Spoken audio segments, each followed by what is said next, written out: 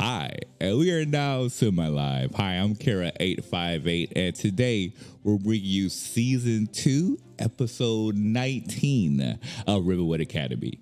Here at the Cookout, of course, we always like to give shout-outs to different channels, so perhaps you could take a look at their content and support them on their endeavors. As always, we want to give a huge shout-out for, of course, is a good friend of ours, Adrian Bear, on their channel, The Bear Pen. They have quite a few different TTRPG shows. Technically, Blood of the Bayou should be off by the time that this is playing. Well, they have a couple other shows going on in the meantime, such as Fallout, as well as their D&D show, Thala. So if you would like to support them or their endeavors, make sure to check out their Twitter and their YouTube at The Bear Pen, that ends with an H. That is The Bear Pen, that ends with an H.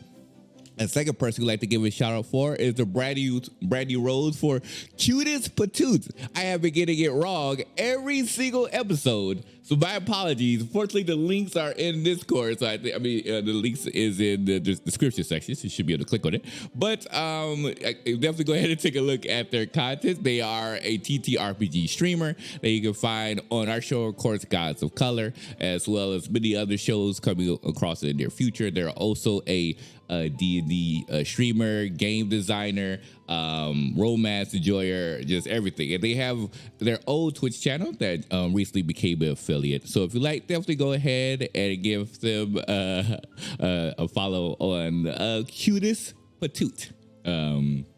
All right. And of course, last we'd like to give a shout out for is Glyza. Glyza, good friends of ours, who's been on many of our shows. She also has recently started her own Twitch channel, mostly associated with romance, as well as a brand new TTRPG campaign that'll be coming out on Thursdays. I believe it's called Monsters. So it's a fantastic new show. Make sure to follow their Twitch channel for all of your TTRPG and romance needs. So those are all the shout outs that we have for today. And the next is announcements. So by this time frame, Lords of Fan Room would be out, but of course we have Gods of Color that will be playing. Also at the same time, Reclamation should be out. Reclamation is our brand new campaign associated with if you like the vibe of Game of Thrones with a little bit of civilization. I think you're gonna love this campaign. So make sure to be able to take a look at that content on our YouTube page specifically, which airs on Thursdays. We also have a couple of new shows that will be coming up in the near future, but we'll save that just to be on the safe side. We're super excited for that. We'll just keep an eye out on our Twitter at the Cookout TTRPGs for not just TTRPG goodness, but also Die Hard Dice giveaways and more. And with that said, it is time to transition into our intro video for episode 19 of Rivenwood Academy.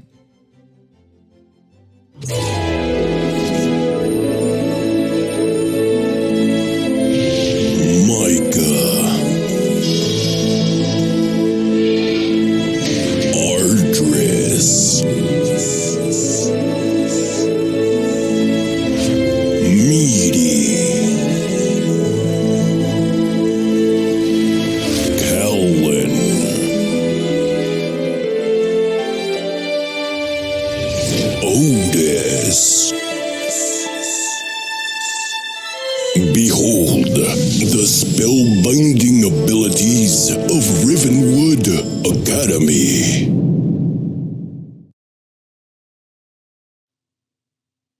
Oh, there we go.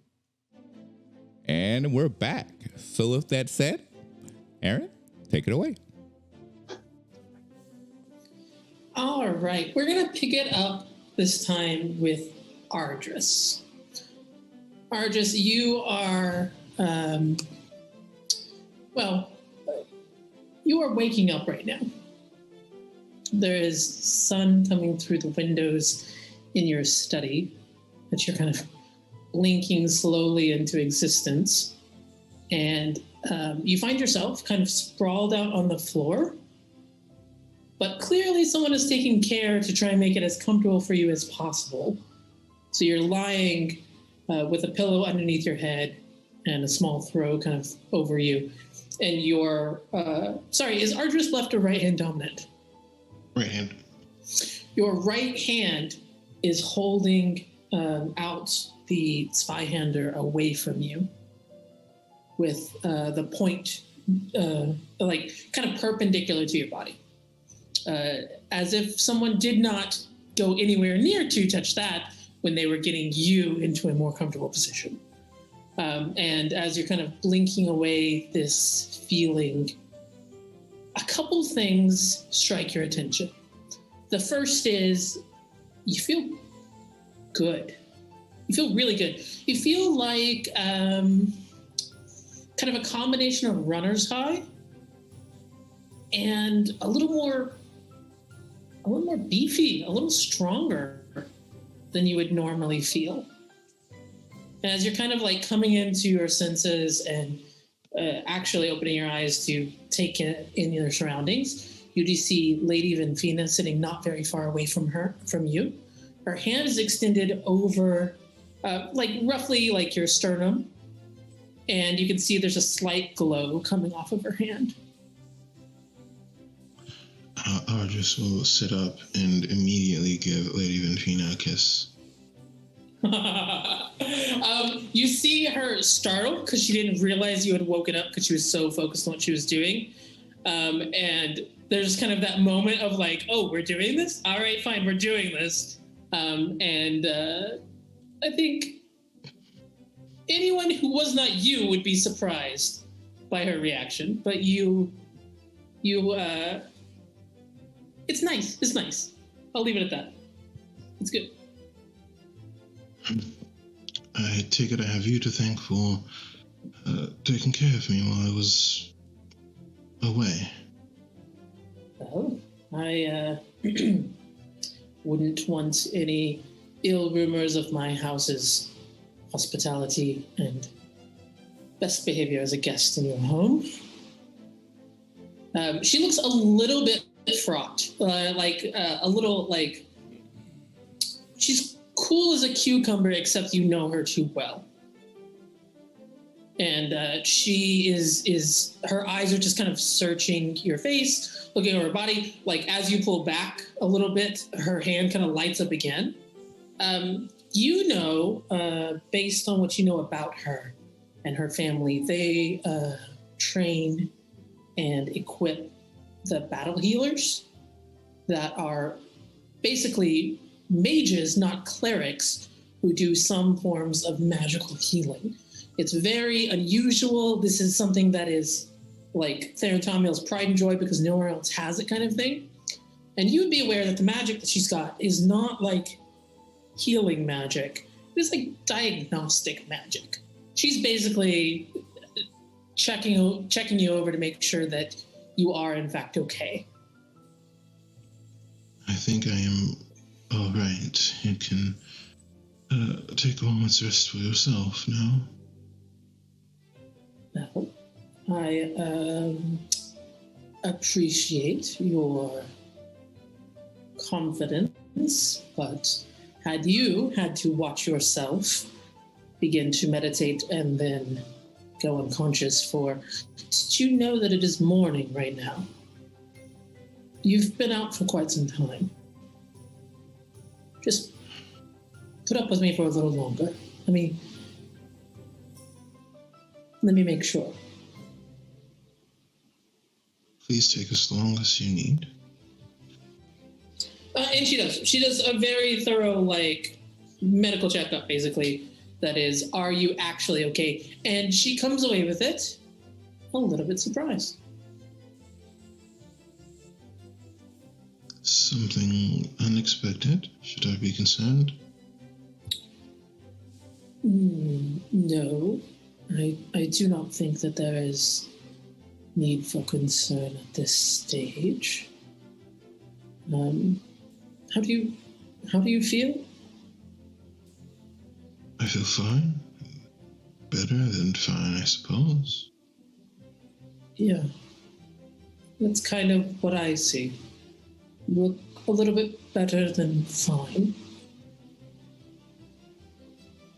What happened? Yes. The Saint still had a few extra cards to play, and for better or worse, I have been given her hand, I guess, because this sword has many tricks to it. you mind helping me off the floor? Of course. And she'll stand up. She'll help you up. She's looking at the sword. Like, as you get up, it's really easy for you to maneuver and wield, even one-handed. You would expect, like, having seen a lot of soldiers in training, or you've seen the Realm Knights, of course, you've seen various paladins, you kind of know what you would expect. Like, you look like you've done your reps, because you're making it look a little too easy for what she would know your capabilities to be. He has many new tricks. And what did you have to give? Not entirely sure.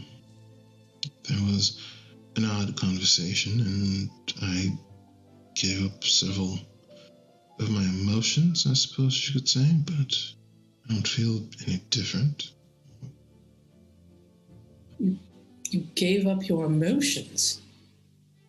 Several of them, but none of them that were more important than what I gained in return. Does that mean your feelings have changed? Toward you? No, I can assure you. Towards other people, for other things. Don't know if they've changed or if I've always felt like that. Suppose I wouldn't know after the fact. I think maybe as you're thinking about this, you kind of take like a general like stock of your emotional capabilities. Are just not a very effusive man. So generally the outside observer wouldn't know. But that doesn't mean your internal world isn't a rich tapestry of emotion. And as you kind of go to look at what are you feeling, what are like kind of the capabilities you have for feeling, which emotion would you like to test? Anger. Ooh, anger is a good one. You spend a few moments thinking about your mother being in trouble. And then you think about how you've lost, like, you're trying to push yourself to feel it. So you're thinking about how you've lost time to get there because of what you did with the sword. And then you spend some time thinking about how, you know, everyone keeps needing your attention for other things, and you have important stuff that you keep having to push off. And you think about when you were almost at Lady Venfina's house and you got called back because of the whole Miri situation. And you think about, like, literally every time in your life where you've been a dutiful son or a good student or a caretaker for the rest of your party and have had to kind of swallow your own needs. And you feel that kind of pit of rage, and it feels normal. It feels, you feel the anger that you should be feeling based on that situation. Yes, the emotions that I need are still here. I suppose nothing is given without a price. Huh. Yeah, I wonder what you really gave them. But, well, if you say you are all right, and all of my magic says I'm all right, okay. And then she yawns. She's like, all right, you know, I kind of did not, I did not trance. So Get some rest. Adorn yourself with whatever security or protection still resides here. I will leave things in your care. I'll go and right some wrongs. yeah, I would say good luck, but I know you do not need it. We'll see you when you return. Of course. Perhaps then we'll have time to do something fun for a change. I would really appreciate it. Duty can be a very heavy burden to hold. You have proven yourself to be quite talented at holding it, though I do wish to take some of it from you soon. And I would wish to help you shoulder yours. Right, well, please rest.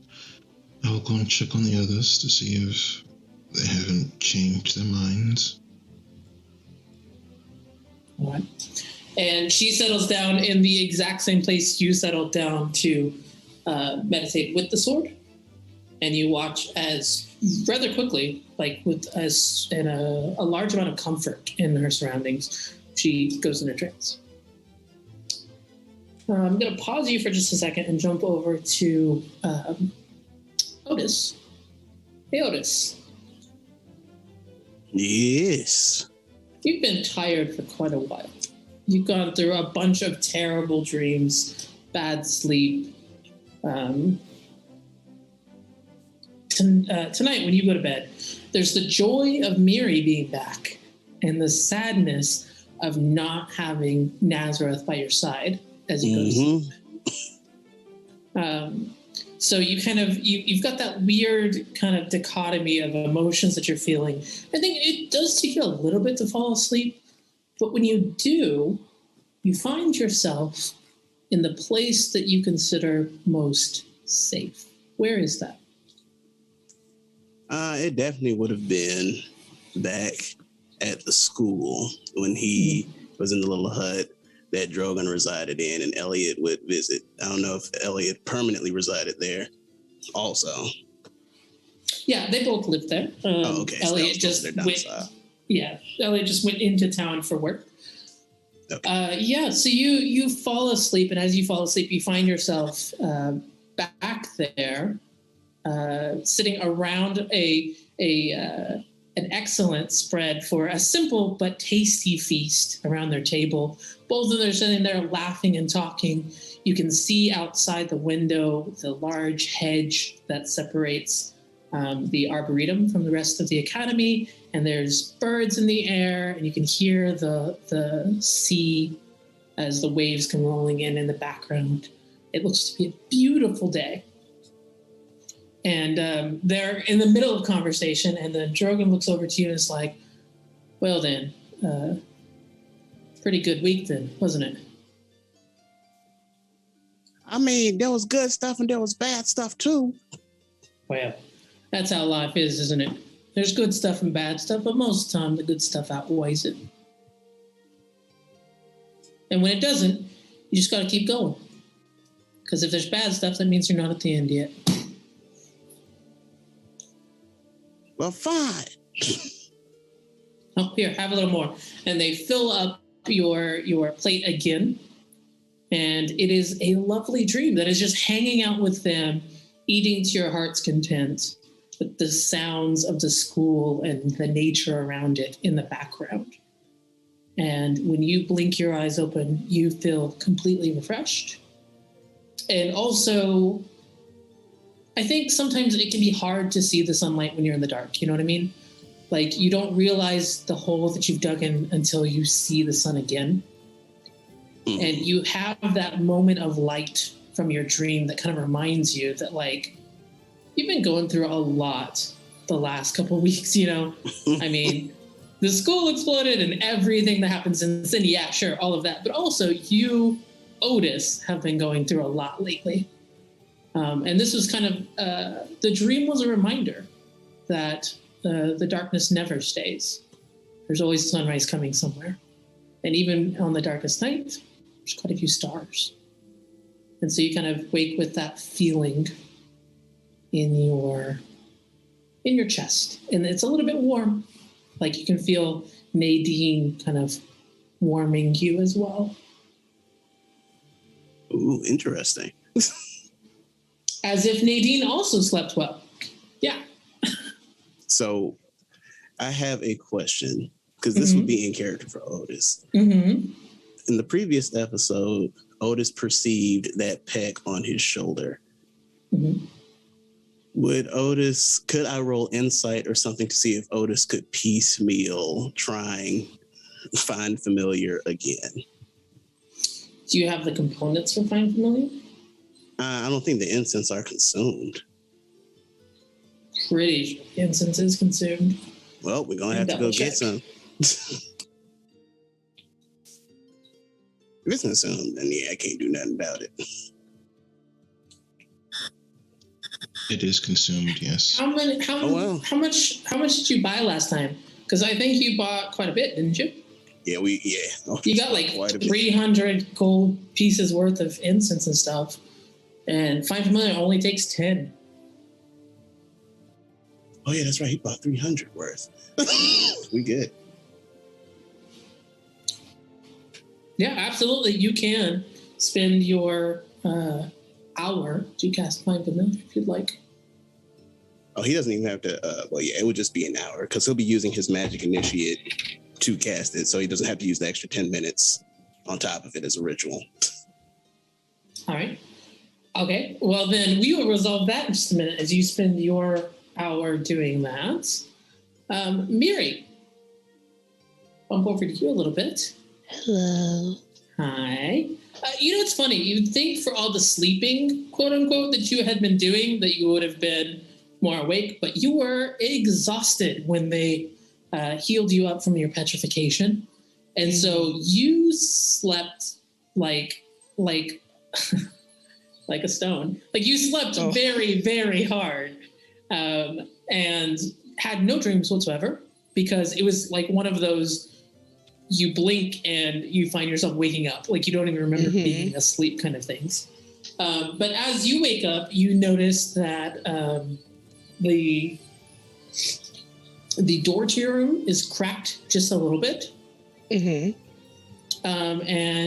if you want to peek through it. Miri wants to peek through that door. As you get closer and you peek through it, you can see that Drogon is sleeping, leaning against the door jamb with his legs across the door, like to make sure that if you needed something, he could hear you. So you cracked the door just a little bit and was sleeping there. And you can kind of tell by the way he's set up that he and Elliot probably took shifts, and Drogon is just the one that is here right now. Okay. But he's out. He has not woken up yet. Yeah.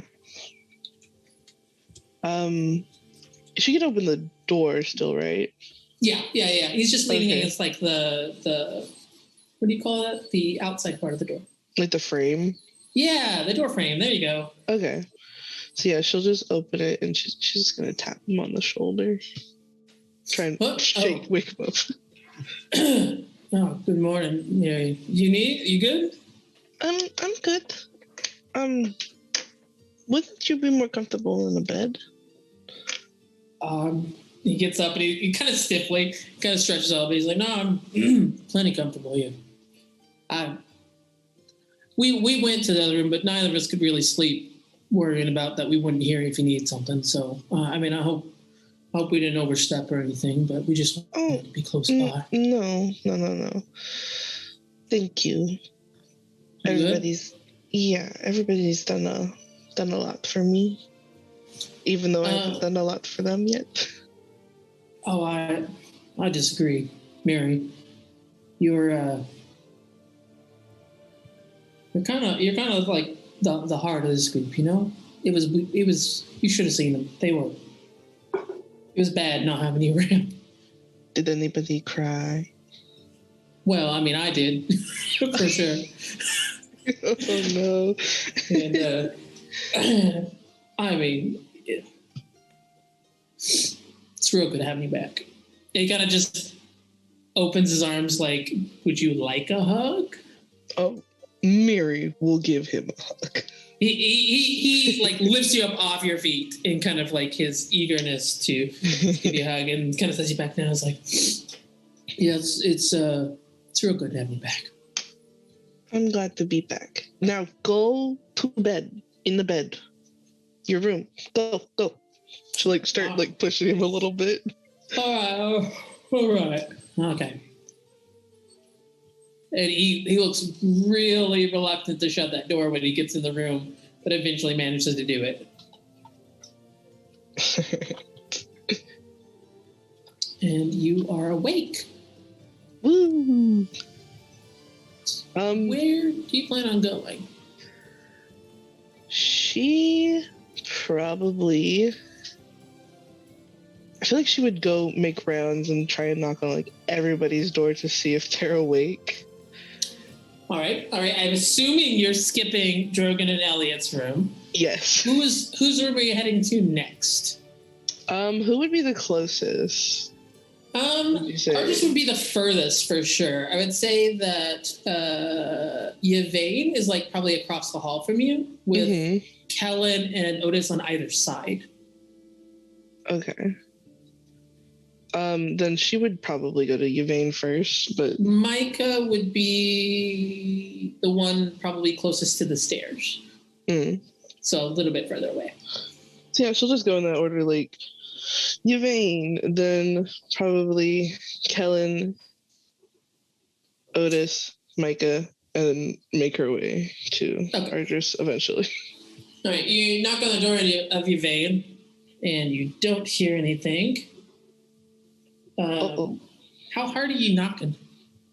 If she didn't answer like the first like soft knock, she'll like kind of almost pick on it. All right. As you try to take down this door with your fist, eventually it does kind of pop open, and you see Yvain looks. She's got a severe case of bedhead. Oh no!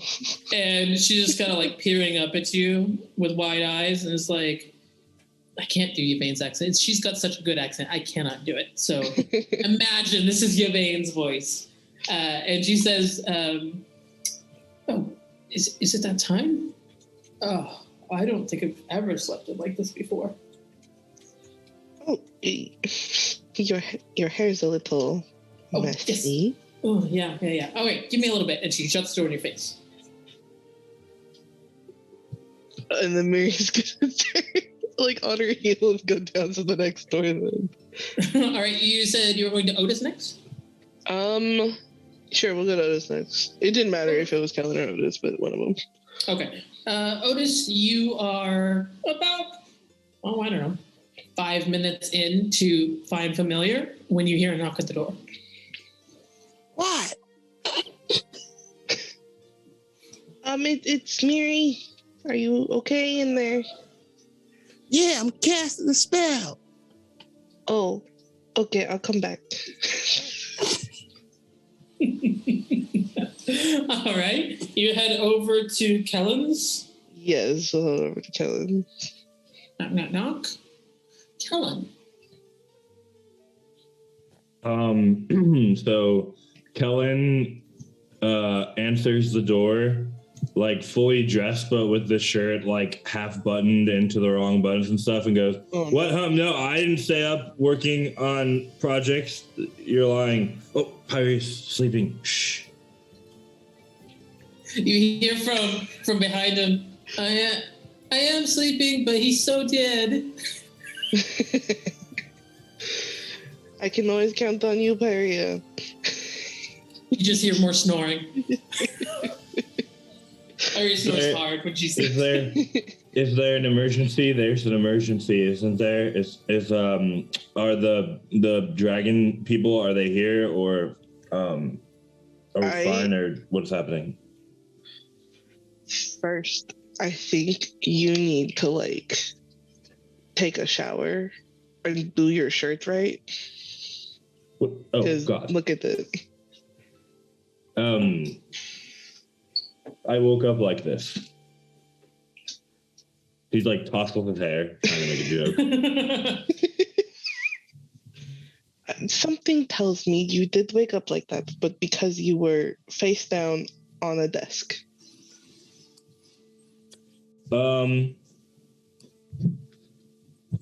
Whether or not that's true doesn't matter. Or snoring. So you're awake. Huh? Yeah. Is there an emergency or not? Maybe yes. No. I was just going around to everybody's door. Oh, cool. He like tosses the dagger he had behind his back onto the chair. Were you going to stab me? What? No, of course not. I was going to stab the dragons if they were attacking. Look, I had a weird dream. What kind of dream? Well, you see, I was having this dream about Honinko stabbing us in the back because, you know, I'm pretty sure that Honinko stabbed us in the back. So it wasn't really metaphorical so much as like a literal interpretation of what sort of happened. Hey, Kellen, how strongly are you feeling that sense of like unease or distrust or lack of security? Miri said there's no emergency, so it's probably starting to fade away a little bit. But yeah, I'm assuming that Kellen probably didn't sleep very well, which is more normal for him because he stays up too late working on stuff. But he genuinely, after going to the ruins that they went to last time, he genuinely was like having bad dreams about the stuff with Honinko. So it depends on like how much you would think that that's fading away by this point. He woke up really on edge. So Miri, it's interesting. Over Kellen's shoulder, next to the fireplace and the desk, you see something really strange. There's this tall, metal-looking robot thing.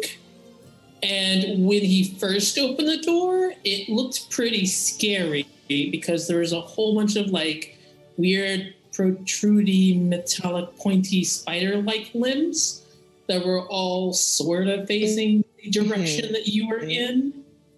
But as Kellen threw away the dagger and seems to be settling down, it seems to be going into a more defensive position than offensive.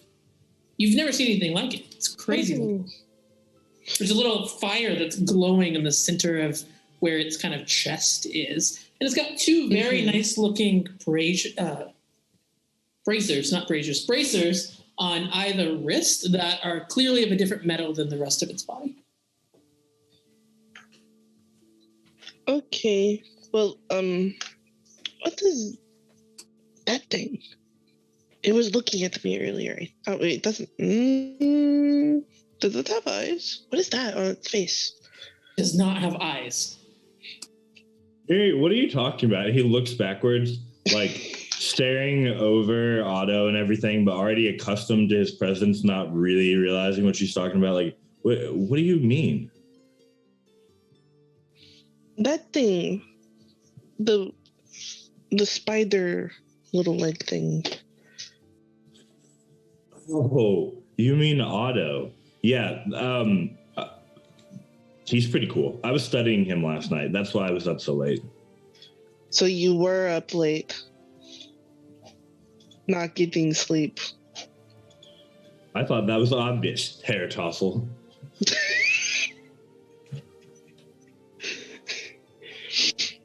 Okay, but what does it do? Because it looked like that was actually going to stab me earlier. What does it do, or what can I do now? Okay, since Pyrea is asleep, show me. Let's go. Hurry up. Okay. He fixes his shirt and then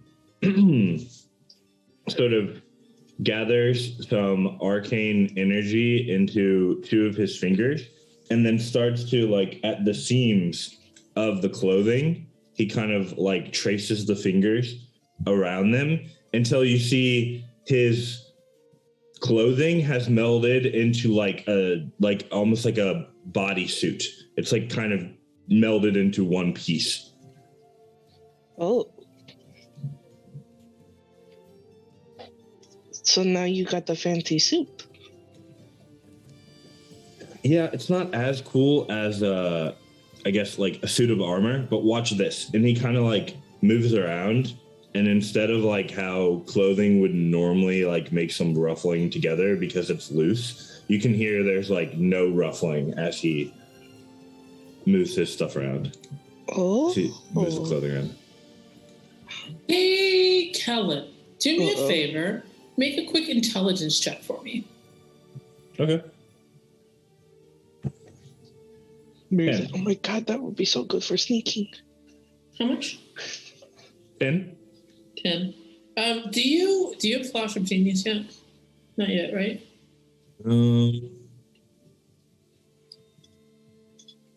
Actually, no. When it shows up, let's see. I have magical tinkering. Yeah, I think I don't have it yet. I think it might be 5. Fantastic. That is something I'm happy to hear. All right, so there's something about talking about the armor and doing your thing. You get hit with a flash of inspiration. It is a little bit unusual for you. I mean, you're an intelligent dude all the time. Don't get me wrong. But this is something particular to kind of this tinkering and artificing kind of thing. And you're like, I wonder if... And you turn to Otto and kind of think about how his limbs will kind of split apart and go into all of those crazy, cool, jagged, like pointy bits, and then kind of come back together. And you think, I wonder if I could wear Otto.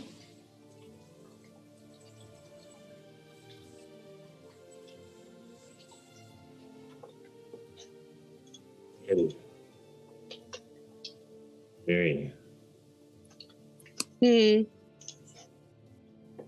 What?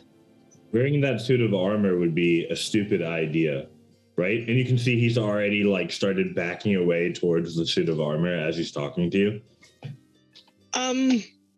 Like put him inside you? What? No. And then he'll like start looking around for how to get Otto to open up if possible, and he'll say, "Put me into the suit of armor." So you think about that, and as you think about that, there is no way to open Otto. But instead, Otto takes that command that you've just kind of said out loud and executes it. So you watch as all of these limbs of Otto start to split apart and contort and then wrap around you. And you end up wearing kind of like a armored shirt. It comes down to almost your elbows.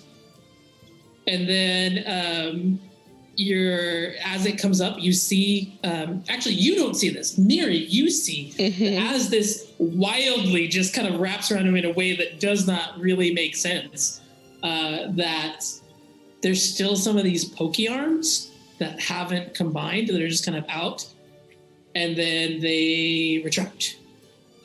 One other thing that you notice, Kellen, is when you do this, you now have 2 bracers on your wrists. This is really freaky. It doesn't feel very bulky. Like you would expect with Otto's overall size for it to be kind of a lot to put in one spot. But it really doesn't feel that heavy. It does kind of feel like armor, but more like you're carrying like your full backpack in terms of weight. It's like a different mode or something. Huh. Are you still Kellen? What? Oh, totally. I can still breathe too. I'll be honest. I was really worried that the like become a suit of armor plan would involve a lot of not breathing. That was like sort of scary for a second. Well, I mean, I would hope you can breathe because you kind of need to do that. You're not Micah. That is also very true. As you look to your right, you see Pyrie on the bed, who's very clearly not asleep, who is very clearly staring at your eyes. Okay. 19 conversations. Kellen? What did I do this time? You still haven't talked to Pyria. Yeah, listen to Mary. You still want to talk to me? We did, but then someone wanted to go to sleep. Weak. And someone should have been sleeping and didn't. Weak. Should I be here? Honestly, probably not. This is going to take a little bit. But it's really good to see you, Mary. I wish I was asleep right now, but I'm happy to see you. It's good to see you too, Maria. If you want girl Wait. talk, I will be out. Bye. Hold on. No, wait, Mary, one more thing. What? So, I just want to make sure. Argris didn't, have the idea that even we all agreed that we were going to go do this together, that, he was just going to go off on his own this morning, right? I don't know. I haven't seen him yet. You should probably try to go find him and figure that out, because that's what I would do. So, Point taken. Try not to get stabbed, Kellen, because Pyrea, I feel like you would. And Mary's gonna leave after saying that. As you leave, as the door's closing, you can hear Pyrea say, "Okay, no, you know what? We should have conversation 19 right now. You thought that you should go into the armor, even though there was a chance you wouldn't be able to breathe?" And we'll pause that conversation there. You just have that conversation. The last thing the last thing Mary hears is, "Hey, listen."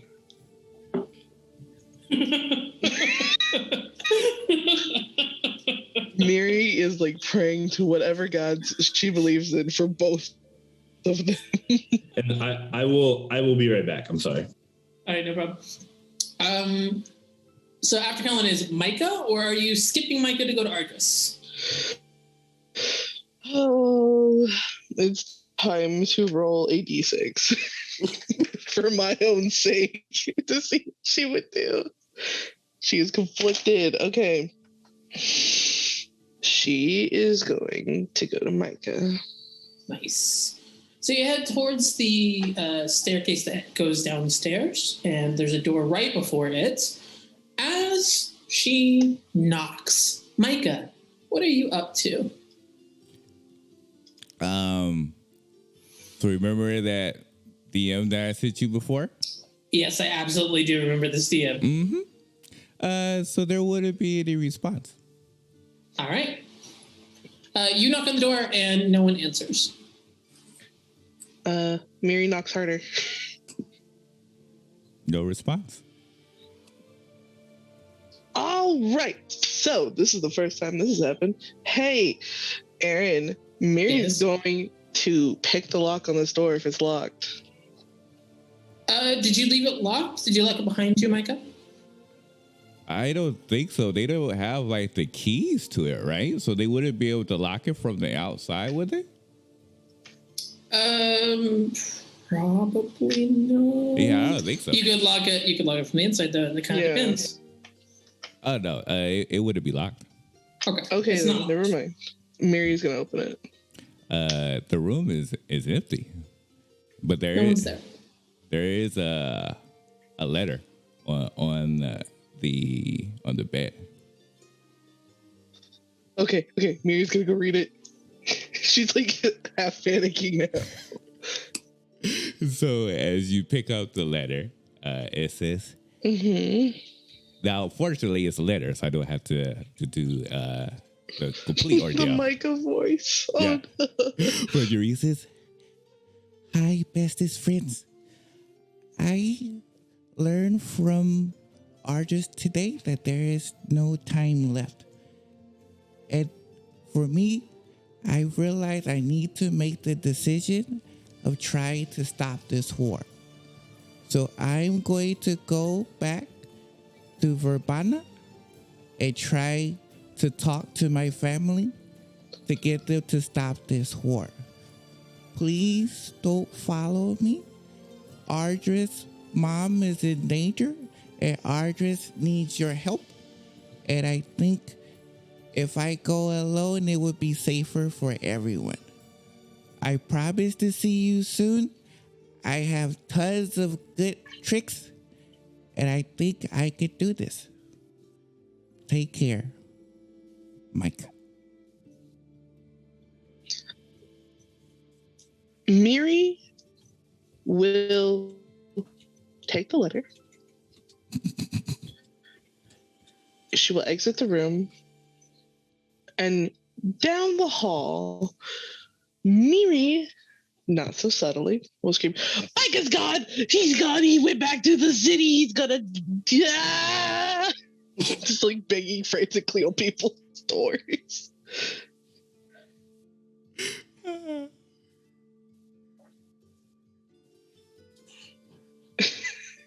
Oh no, Aaron. Sorry. It's just rewriting a ton of stuff. It's fine. It's cool.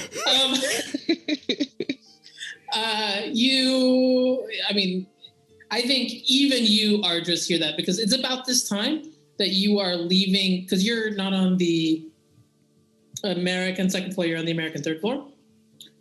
And so you would be kind of in the hallway up there about to head down and you would hear this shout. Otis, you definitely hear this. You are about 30 minutes into your Find Familiar spell at this point. So you're about halfway there. Kellen hears it when Kellen comes back. Yvain hears it, and Yvain is actually the first one to respond to you, and she's just out in the hallway like, what? What happened? Micah's gone. He wrote the letter. Micah's gone. And she asks to see the letter to read it for herself. She will give it to her.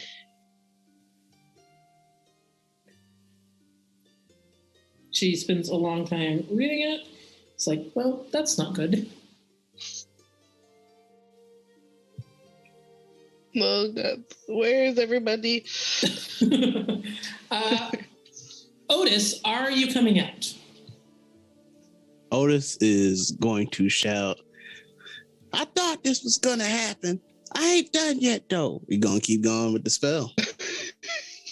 Argus, are you heading down? Yeah, I guess so.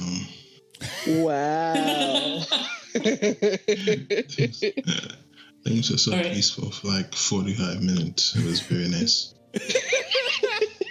This is Miri we're talking about. Otis was actually counting on this happening. You're not terribly far behind you. You hear the door open and close as Lady Mavina also, she looks completely fine, comes behind you and walks down with you.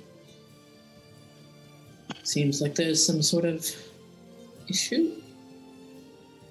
What is the problem?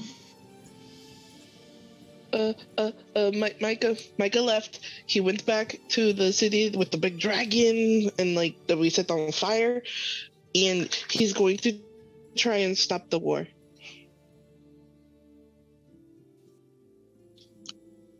Oh, that is not good. It's worse than not good. What do you mean? It's not good, I suppose. We was not supposed to do that. Well, we know he wasn't supposed to do that, but he did it anyway. And he even mentioned your mom in it too, because she's in trouble.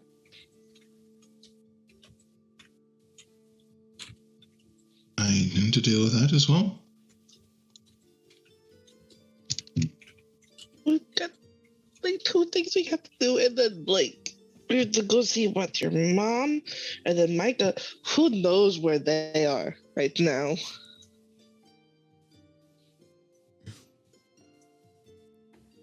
Speaking of Micah, I sent you a message about where you are right now. Oh, my apologies. I did not catch it. I am open to RPing as much of this as you would like in the game, or we can do some DM work. Oh yeah, we can do the inside. My bad, I was looking at the Zoom thing, but yeah, you all keep going. I'll respond. Okay, cool. All right.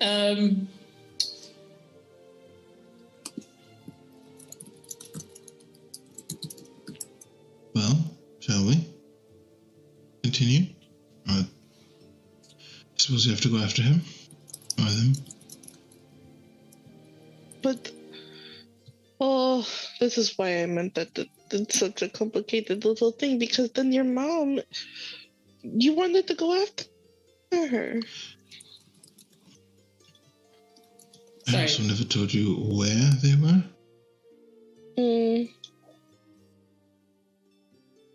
No. DM, I do believe they're all in the same general area, right? I do believe that's what I learned when I. Who is? Thingy. My family and where the young one is going, where my cousin is traveling. I think those are all the same place. Your father is in Havana, right? Gorgon. No. Oh. I mean, well, you don't know if he is in the capital city of the Gorgon Empire. Okay. You know, he is in the Gorgon Empire fighting. It could be the close, it could be far. Your mother, on the other hand, is nowhere near any of that. I was going to say, it's like the opposite, isn't it? Your mother is within walking distance of you to the north of Bubavokor. So I have a question. Yeah. When I learned teleportation circle, Yeah. I learned 2 teleportation locations. Uh-huh. Is one of them where my mother currently is? You cannot teleport directly to where your mother is because they have set up protections against that kind of thing in this specific location. However, I would say you could know a teleportation circle that is close by for this kind of emergency, that if you teleported there, it would only be about another hour's walk. He will summon one of his people's employees, servants, and then he will hand. We have gold, right? I have gold. I think I have gold. You got gold. Don't worry about it. We will send them to search to obtain as much gold in gem-encrusted chalk as possible. Oh, and collect these things for me as soon as possible. What about it? Like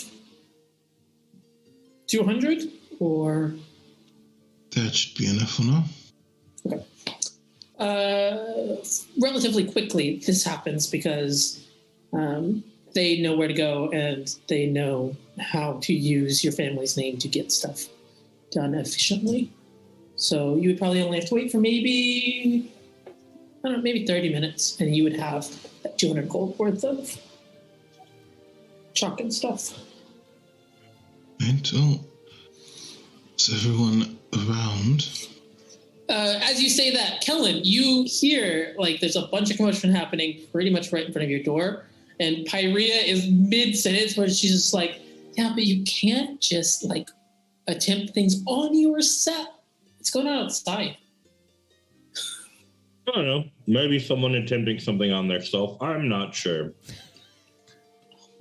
Okay, well, how would you feel? You know what? No. Conversation 19, I guess we'll have to wait. She opens the door. She looks frustrated. As she opens the door, she's like, hey, everyone, super cool that you're all here. Is something going on, or is this just the breakfast call? Micah's gone. What? He left. It appears that he has that they have decided to depart in the middle of the night, as apparently no one was observing him. Are we sure that they left of their own volition? I mean, I found a letter on the bed. I think Michael wrote it. What does it say? She just kind of points to Yvain because I'm pretty sure Yvain still has it. He's like, here, and hands it to you. All right, keen mind, speed read, time is of the essence. What does it say? I can't do the whole thing, but it says, I decided that it's better because we've run out of time. Arja says we ran out of time. I'm going to Vivana to talk to my father. Don't come after me because you have to go rescue Arja says, Mom. It's better this way. Peace. Basically. Yeah. You know what? I actually almost rather they got kidnapped because I don't think they were. This seems like exactly the sort of thing that Micah would do. Yes, this does. Is everyone here now? Is everyone ready? Do you feel taken care of everything you need to take care of this morning? Oh, this still isn't here. Oh. What is he doing? Oh. Would Otis be done at this point? 45 minutes. You Not said- that much. Okay. Not that much time Okay. has elapsed through here. Okay.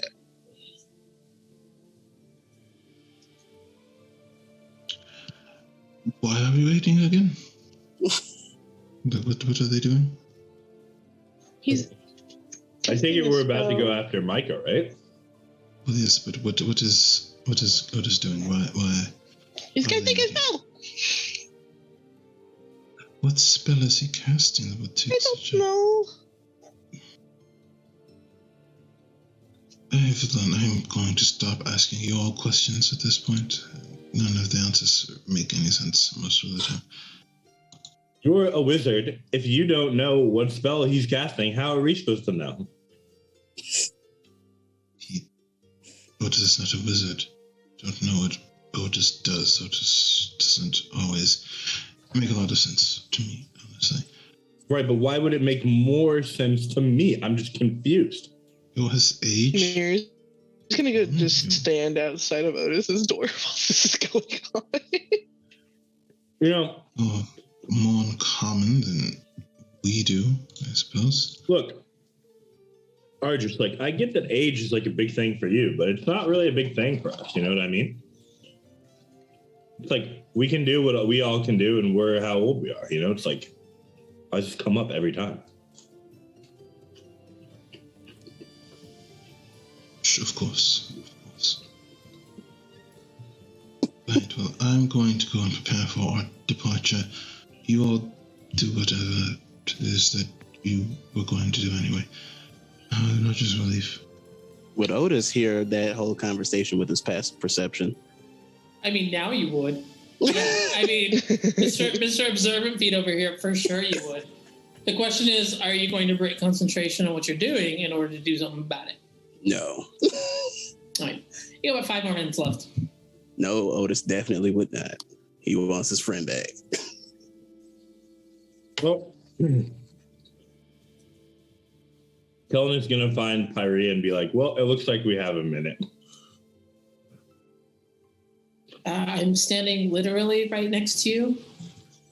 Hi. Yeah, so we have time to talk, is what I'm saying. Oh, okay. Cool.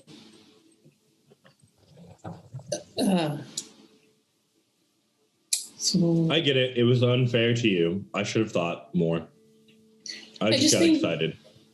You know, you would probably be upset if I did something like that, is all I'm saying. Well, I mean, probably, but... I mean, I'm no fancy wizard, but, you know. Yeah, but I've figured out how to emotionally cope with you, you know, hanging out with the enemy. And are you upset by this? I feel about the way you feel right now. Okay, then you know why we should avoid this feeling. Okay. You really feel that strongly about the vice chancellor? Like can't breathe oxygen because the whole like self-inflicted wounds due to magical experimentation thing, like that's how strongly you feel about the vice chancellor? Look, it's kind of difficult to explain, you know. I mean, we haven't been over the whole thing, but it's like more of like an instinct feeling than like, you know, I understand your rational arguments, but to me, the instinct based on the information that I've gotten, you know, the instinct says something's up there. I just can't trust it.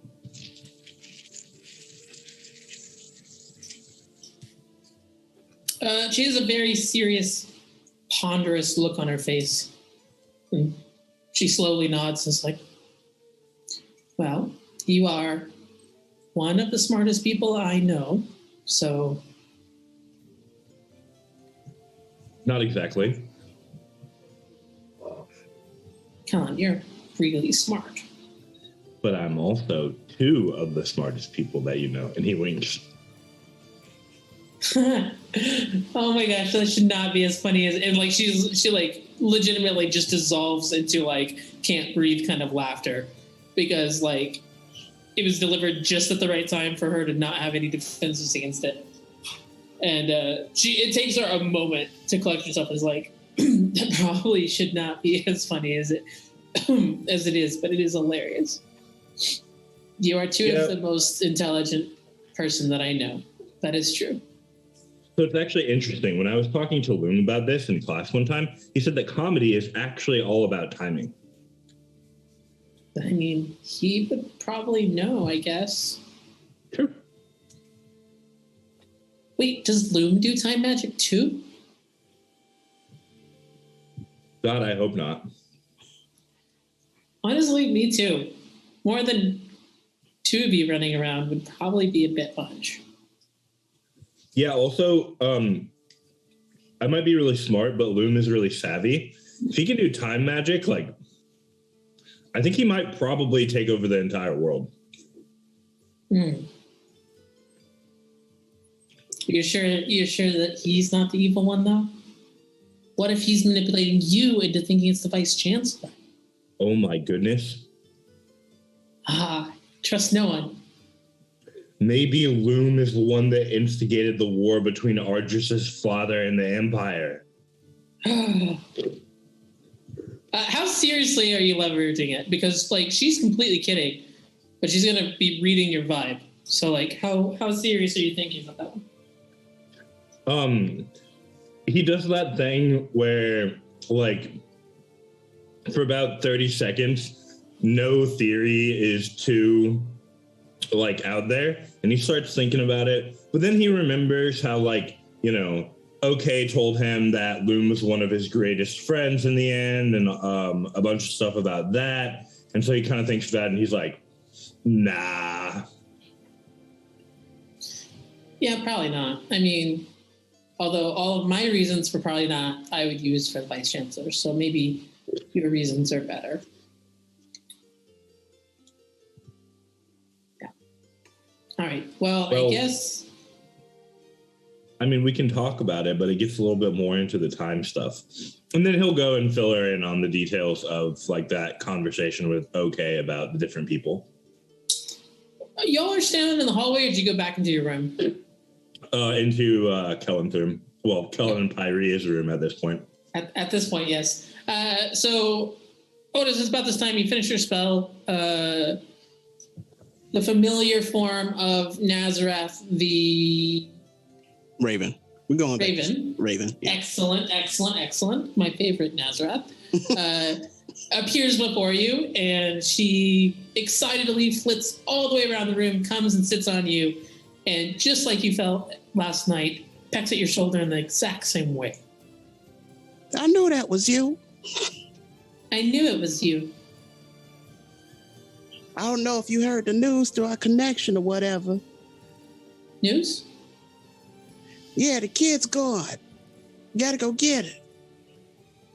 Go get it. Otis probably gets up, grabs his little traveling pack, and literally just opens the door.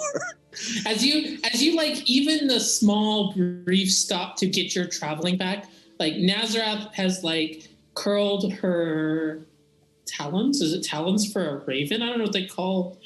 Well, if that's the little, that's their talons. Yeah. Okay. Curls the talons and is trying to like physically drag you faster and be like, go get it. I'm working on it. And you open the door and there's... Did the rest of you go downstairs, or are you also just hanging out? Miri was standing literally in front of his door. You open it and Miri's right there. Oh, Otis is definitely taken aback for obvious reasons. Nazareth immediately leaves your shoulder and goes sit on Mary's shoulder. It's like, Mary, you're awake or whatever. Awake. Go get awake. Yeah, I am awake. I mean, I came over here because I think Ardris and Kellen were going to fight, and then Pyrea and Kellen started talking, and then they left. I don't know where everybody else is, but we got to go get Micah, but then there's also Ardris' mom. So Got to go get Micah. I was going to get the kid anyway. I don't care what Ardris does. Got to go get Micah. Otis is actually going to walk over to Kellen and Pyrea's room and just break over the door, no chill. Oh no. Oh no. Otis don't got no manners. Oh no. Miri will follow behind. Otis is going to jail. Breaking it. No chill. If it's unlocked, he opening the door. You know, Otis arrested. I'm really, really hesitant to ask the question, but I gotta. Hey, Kellen, where are you at in this conversation when your door bursts open? We only had like 5 minutes total to like change rooms and then start having the conversation, right? Well, about the time that I switched over to him is about the time that Nazareth was reborn. So you've got the time that it took to do the brief conversation with Mary. So you've got just a few more minutes before that door bursts down.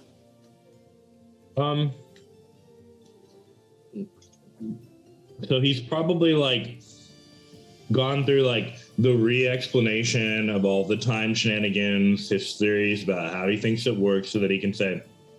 So anyway, what it boils down to is that I told myself that Professor Alfred Gloom is, and then boom, the door gets open. Yeah. Hey, Kellen. Pyrea looks furious. Otis, No. you get out of this room right now. Or else what? Let me pull up the character sheet really quick. I don't gotta take that from you. Pyrea is a 20th level sorcerer. Hey, Otis. What? I mean, they've been trying to have a conversation. They have like 19 that they need to have. I'll just go tell him to go with Ardris or whatever.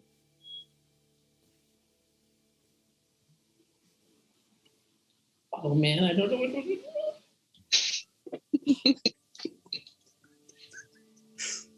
While Pyrea is deciding what to do, Kellen just like looks at her, looks at Otis, looks at her, looks at Otis. So the first thing you notice is that her eyes go black. Oh, this is gonna be great. Let's go. Let's go. She looks far more than furious. She looks the kind of angry that well, I mean, you've never seen her. I mean, you've seen her like mildly irritated at Kellen. You've seen her frustrated at Kellen. You've seen her walk away from the conversation because she needed a break. You have never seen her angry, and this is just like pure anger. Let's go. This is wrath incarnate. So, trying to decide which one she's gonna do. I really want. Yo, I'm excited for this. What spell is it gonna be? Power word kill. Just kill Otis. We can just Power word kill. You know, I'm not trying to do that level of damage. Power word kill. He's not trying to do that level of damage. This is the reveal. Kellen's been dating the big bad the whole time. She's a 20th level sorcerer. She's like, oh, you're an assassin. That's cute. 1 second. Yo, how did Otis actually uncover the whole mystery by this being? Otis, I need a Death. strength saving throw. You got it.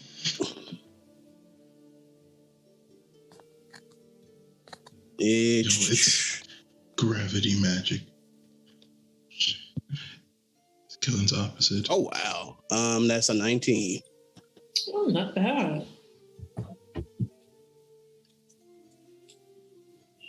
Okay, with a 19, you only take 17 points of damage. Oh. I'm here for it. You watch as like that same kind of blackness that has colored her eyes, and I'm talking like the sclera and all is just completely black. You start to see her shadow also darkens, and with the fireplace behind her, that shadow extends towards you. And as it does, suddenly these large tendrils of dark energy erupt out of her shadow and wrap their way around your body. They like grasp onto you and hold you for a moment, and then they squeeze tightly. And as they do, you feel necrotic energy going through you. I do not resist that. Okay, I just had to double check because some people were resistant to necrotic. And you take 17 points of damage. Yep. And then it stays, which is maybe unusual. I don't know if you know what the spell is. It continues to hold you for a moment, and she looks at you, and you hear her voice come out deeper and darker, and there's like layering to it, like more than one voice at a time. And she says, Otis, you are leaving this room right now. Can't exactly do that now. I need you to make a charisma saving throw. Aaron, why?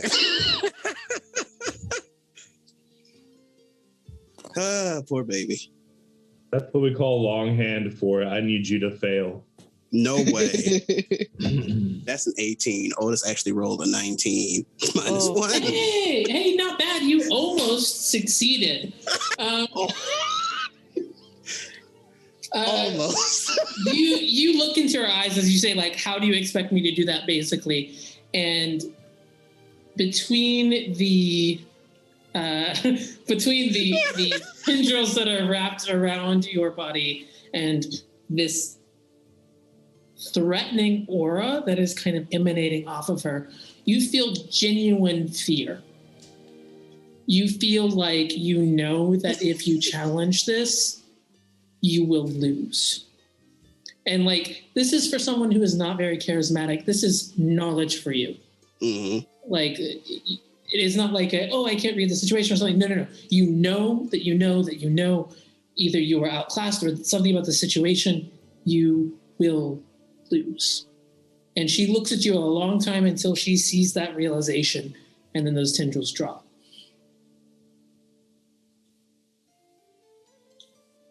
Yeah, Otis is gone. Do I hear this from other areas of the house? No, she's not being particularly loud. I mean, Otis is, but she's not. It's not, her voice isn't like being amplified to the point of loudness. In fact, she's almost down to a whisper as she speaks.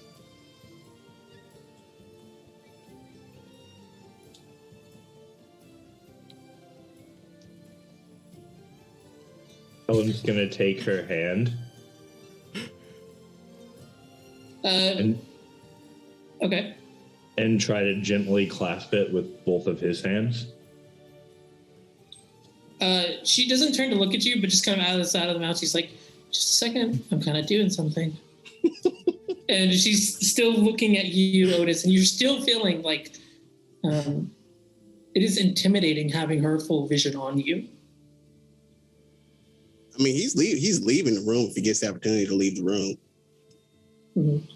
All right, so you're no longer held, so you take a few steps back, and as you do, her eyes go back to the kind of, shimmery pink that they were, and her entire, body kind of relaxes, and she turns and looks at you, Kellen, and goes like, yeah, sorry, what were you saying? I love it. Helen says, I think. The voice cracking. Yes, he says, I think, my love, that makes 20 conversations.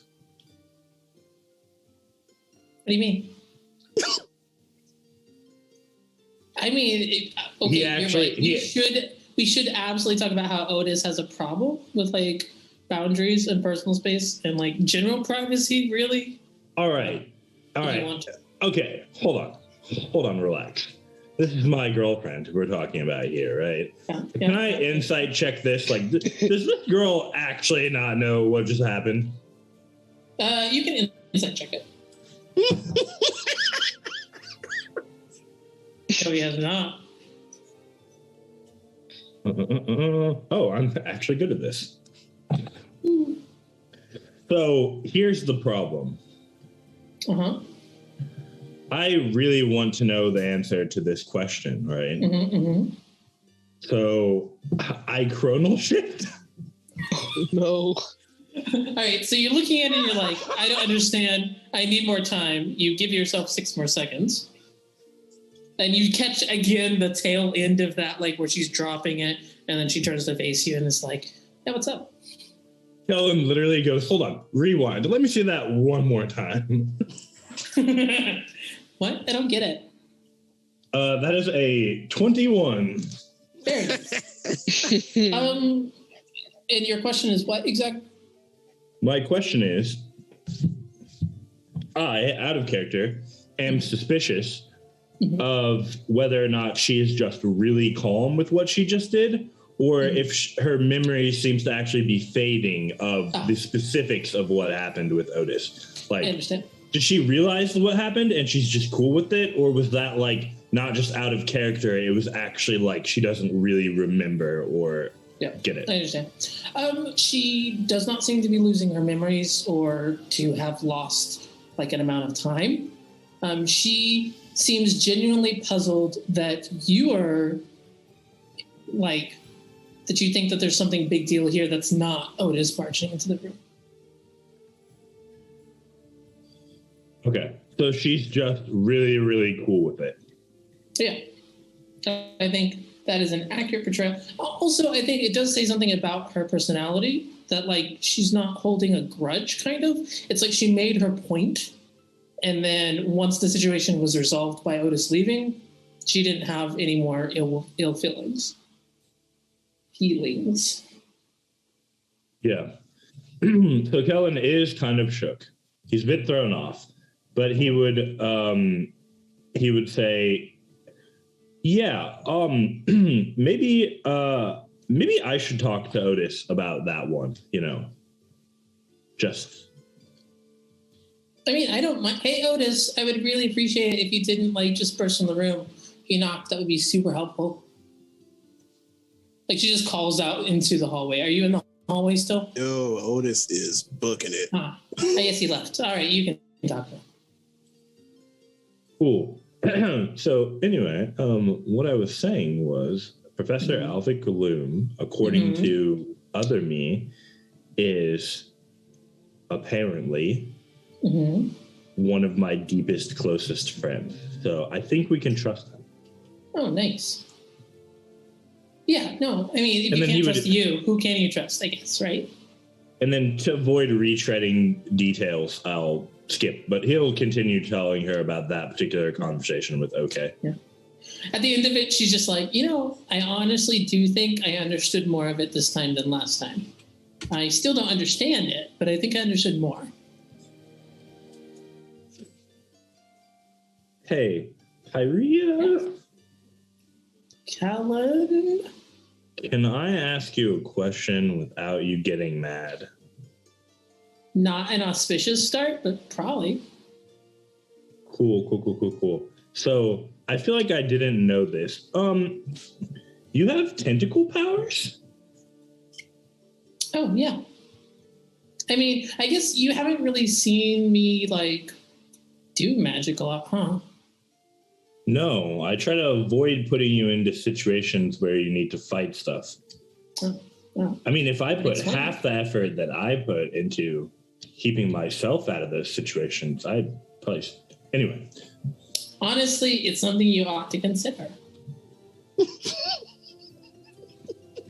Does she say it with that accent on it? Yeah. Okay, that's awesome. Yeah, yeah. Maybe I ought to. He says, reflecting on what just happened.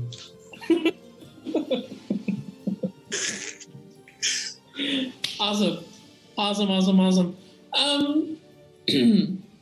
I need to have a conversation with Micah. And I would like to recommend that this might not be a conversation the rest of you want to hear. Wait. Are you saying that, like, we might not want to hear it, or are you saying that we need to take our headphones off right now?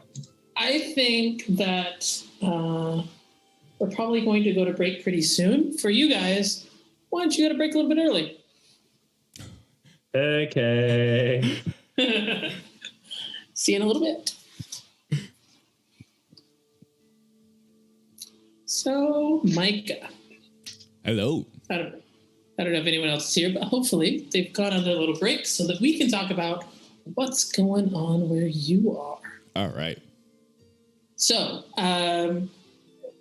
you are currently once we got to the part where you're like trying to explore things where you are, I didn't want to do too much of it in DMs because I think it's going to be too cool. So you are in this room. It is completely dark because there's no windows. So you think you're probably underground. It is stone. And the only thing in this room is this circle that you were just teleported to. Interesting. Is the room is stone. There's a teleportation circle. Okay. It's worked stone like masonry, like a. You would probably expect like a castle. Oh, okay. Awesome. Is there? I'm presuming there's a door. Well, is there? Okay. There are a set of stairs that go up. Oh. That go kind of all the way around the outside diameter of this upwards. Awesome. All right. In that case, so as mentioned, so Micah, of course, was when they enter into the location, would cast a visibility on themselves, and then make their way up the stairs. Excellent. So as you head up the stairs, you make it up 2 whole floors. So that's quite a bit of walking as you go all the way on the exterior of this circle twice, and then there is a wooden door in front of you. All right, Michael would gently start to open up the door and peek their head outside to see what's surrounding it. The door is locked. Oh, okay. So the door is locked. Let's see. Micah is going to try to unlock the door. Excellent. Are you proficient with thieves' tools? I am not. Do you have thieves' tools? That I think I do, but I'm not proficient in it. Okay, double check if you got thieves' tools. If you do, it'll be a dex check without proficiency. If you don't, it's going to be at disadvantage because you'll be using like basically homemade tools. Gotcha.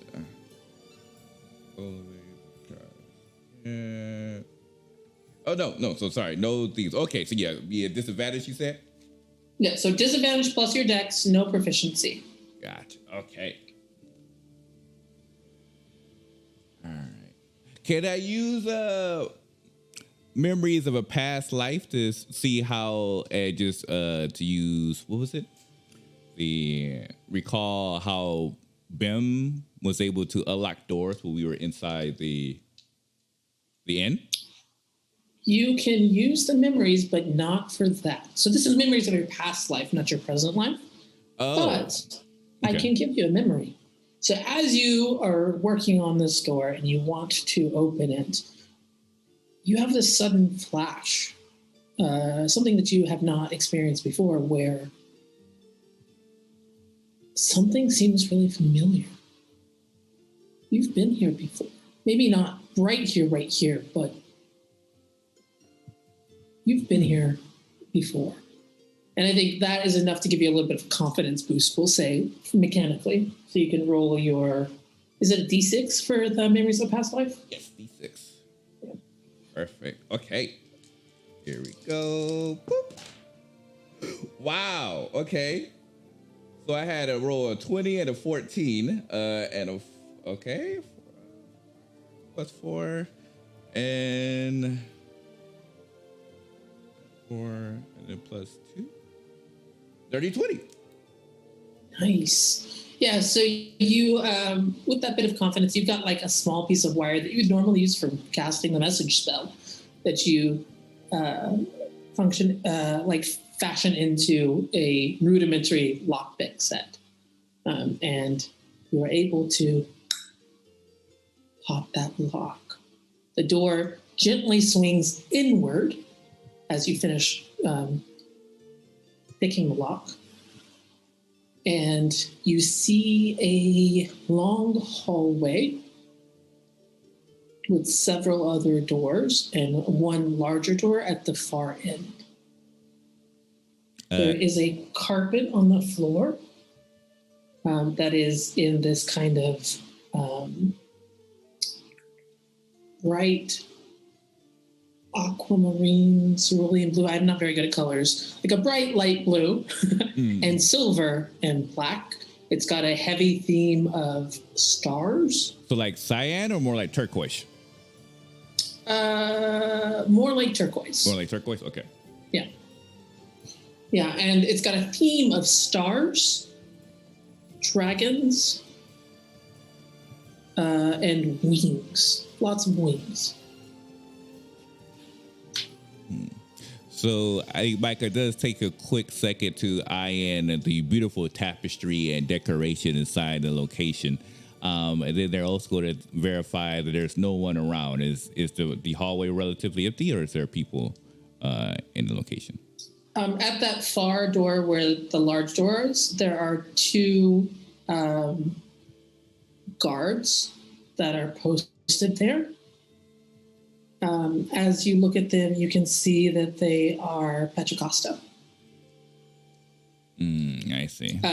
They are specifically the Petrocosta, like, you know that they are, you can tell by the types of capes that they wear, that they are Petrocosta assigned to protect the emperor and the ruling family.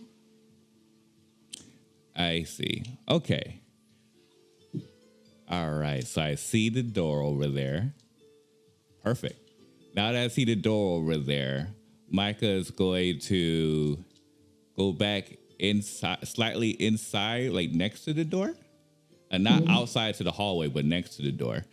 And they're going to cast Dimension Door into that room. How far does Dimension Door go? It can go up to 500 feet. Dang. Wow. Yeah, okay, cool. So you're going into past the big doors is what you're doing? Yes. Okay. Does that affect, your invisibility drops? Yeah, it does. Because you've done that. So you cast Dimension Door and you find yourself in the middle of an awe-inspiring, maybe intimidating room. It's got this massive Gothic architecture style with huge vaulted ceilings, massive stained glass windows that are behind and silhouetting a huge throne. And you see, pacing in front of the throne, a very tall man with your same skin tone, scales along the nose and brow, his eyes with that golden yellow hue and two sets of eyelids, wearing that crown of silver and aquamarine that is like a halo, with long pale silver robes with intricate designs in black throughout. And you see him before he sees you for just a split second. And then as he turns, having realized that something happened like this, you see that the side of his face that you weren't able to see, the left side of his face, is now severely burned. He has a burn that covers almost the entirety of his left side of his face, and you can tell that it goes down to his arm and to his hand. He doesn't seem to have any function of that eye because of the burns. It looks like Micah. Mike also has some burns on the left side. They would point to point to where the hair doesn't grow back. Yeah. So they go ahead. He sees you, and you see his eyes narrow for a little bit. And then he kind of looks around. Oh, when you popped into existence, there were quite a few Petrocosta here in this room, and all of them drew weapons and started to head towards you. And he barely moves a hand, and all of them stop and back away. It is the most subtle of movements, but these people are trained to follow his every move. And he looks at me and he goes, well, Iwan, I think it's time we had a little chat. I want to talk to you. Excellent. And we're going to stop it there and go to our break. All right. So we had some interesting conversations in the first half of this session, as well as some other stuff that just happened that those of you who are watching knows what's up.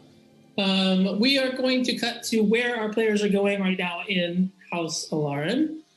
I think most of you are making your way downstairs. Is there anyone who's not heading downstairs? Good. Excellent. Your silence is resounding. So you head downstairs. Argus, you were there first because you took off during the other conversation and shenanigans. Lady Vinfina is with you. As you head downstairs, a very good breakfast is already set out with enough plates to include Lady Vinfina. As you arrive, your chief of staff is kind of in their normal, resting spots. They've got a corner of the room that's got a really good vantage point where they can very subtly direct different staff members with a series of hand signs and stuff that they have worked out many centuries ago. And as they see you coming, they make a few signs, and then he meets your eyes and looks towards the table very overtly. Your work is greatly appreciated. Thank you, sir. And he looks again, and this time, you're moving into the room as you do, and as you do, you can see what he is gesturing to with his eyes, which is one of the seats is filled. Bim came down before all of this commotion, apparently, and is sitting at the same chair that they were in earlier, except for this time, there's no box. There's no tinkering around with various things. They are very quietly just kind of eating. Well, I was not aware that you were here already. I hope your evening was pleasant to you, Professor. You see them kind of blink a few times and look up to you with a little bit of a squint. And then with a nod is like, Argus, thank you for breakfast.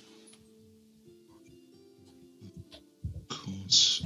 And he'll escort Lady Vinfina to take a seat as well. She sits down. I'm trying to remember. No, she for sure met Bim. I definitely remember how that last conversation was. As Lady Vinfina sits down, you notice that Bim seems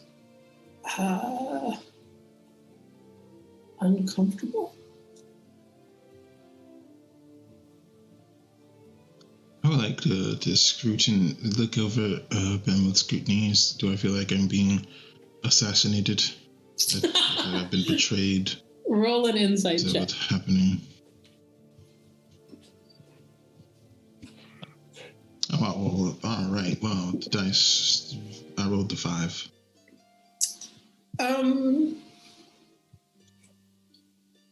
They don't look shifty.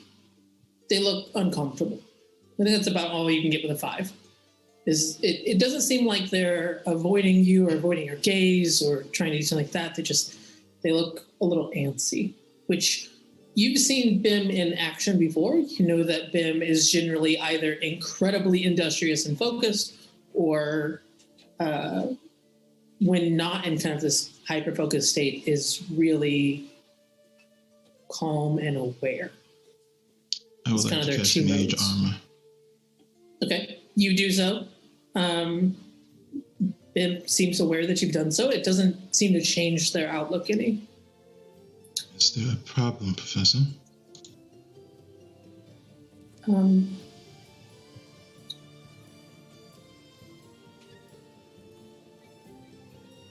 It is a deep look of confusion on their face. They start to speak a few times and then stop. And then slowly they look in your eyes and go, "No, there's not a problem." You're being very strange this morning. Yes. I am feeling very strange this morning. What reason?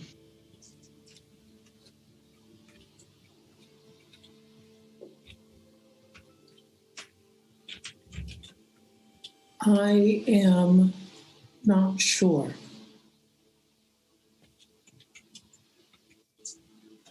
I am not in the greatest of moods at the moment. So ordinarily, I would be more than willing to engage in social etiquette, I suppose. But for now, I would greatly prefer it if you came out with what you had to say as quickly as possible. I'm sorry. For?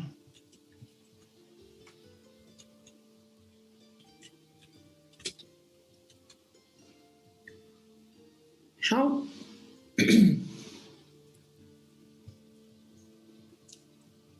They look incredibly conflicted. Like, oh, you rolled a 5. I can't tell you anything. They look incredibly conflicted. And then, like, when they can't seem to get these words out, they turn to Lady Benfina instead of looking at you, and they say, "I'm sorry. I think that I was maybe rude."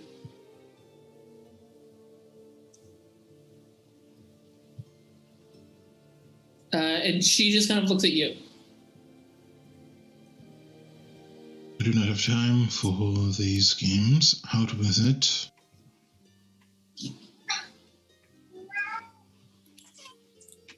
I think that I was helpful in your endeavors, right? I suppose so, yes. I'm happy to hear that. A cat comes and sits on an empty chair and bites the DM's thumb.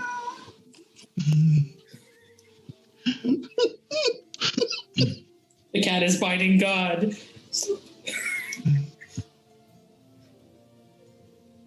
You know when cats get zoomies? Your cats fight like the deity that is. Yes. Only the greatest of cats. Yes. All of the best cats. Yes, your assistance was of great use to us. What does that have to do with this conversation? Is there something you need? No. I don't think so.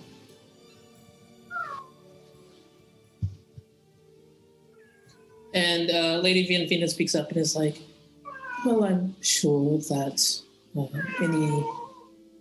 on. I'm sure that any unfortunate conversations in the past were nothing that we cannot overcome as allies and guests of House Alarin." It was rather funny, to be honest.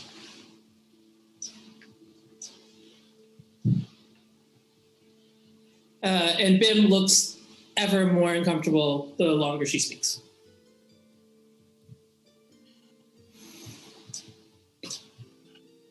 Will one of you explain to me what is going on? Lady Menvina immediately is like, I honestly have no idea. I'm just attempting to be gracious. And it's probably about the time that the rest of you are coming down. So once there's a sound on the stairs, Bim looks grateful for a moment to think to themselves as they look over their shoulder. The rest of you can't see that Bim is sitting there because Bim is relatively small compared to these chairs. And so their figure is kind of obfuscated by the back of the chair. So you can see Ardris and Lady Menvina, but you can't currently see Bim.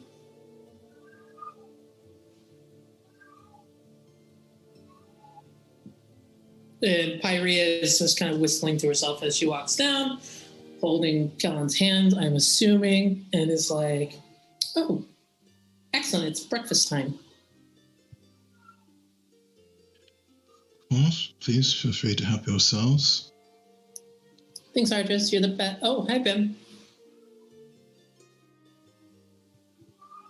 And the rest of you see Bim.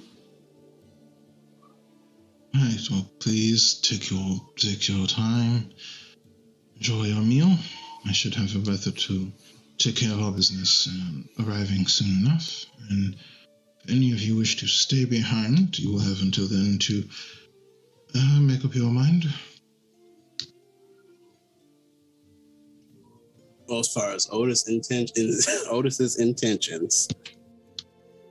well, I don't know what I would have to do to allow for this to happen, but Otis would have recklessly went downstairs, snatched food off the table, stuffed it in his bag, and ran toward the campsite where the rest of the students are. They're heading towards the Hall of Mages? Yeah, the Hall of Mages. Okay, so you see Otis come down, start to shovel food into his rucksack or backpack, whatever you've got going here. He looks noticeably frightened and in a hurry. You're pushing the limits of hospitality, Otis. Otis actually doesn't say anything. Please, Otis, join us for dinner. Breakfast. I know what time it is. Who's saying that? That is Lady Menvina. Otis is still not going to say anything.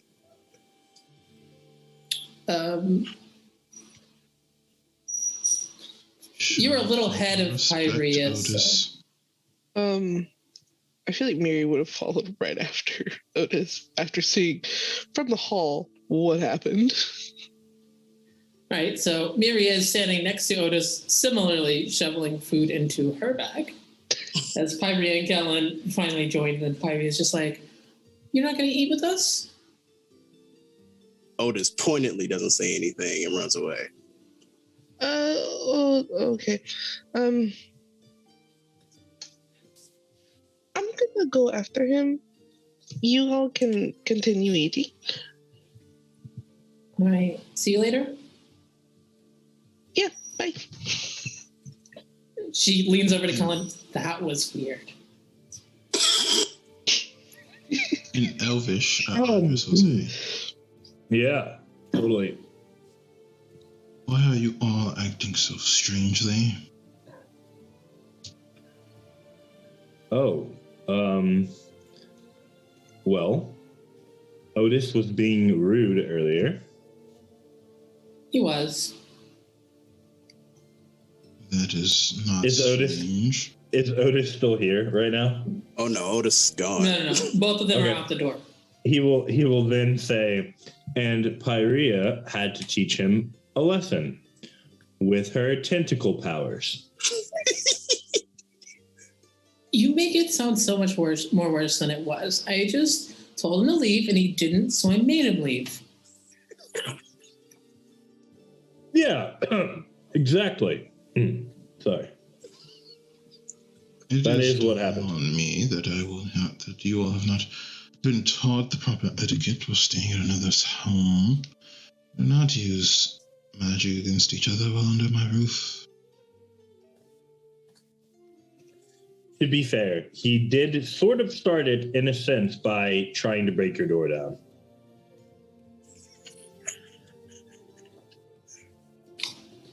Yeah, what Kellen said.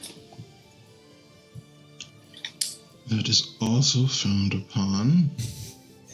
I wasn't trying to cast magic in your house, Argus, but I'm sorry, I won't do it again. Unless I guess it's to like protect me probably, then I will do it again. Just fair warning. That is acceptable. But Let's finish your food as quickly as possible. yeah, I'm probably actually not gonna stick around here. I was just gonna go back to the Hall of Mages and check in with the party and everything. Of course, you're free to go as you please.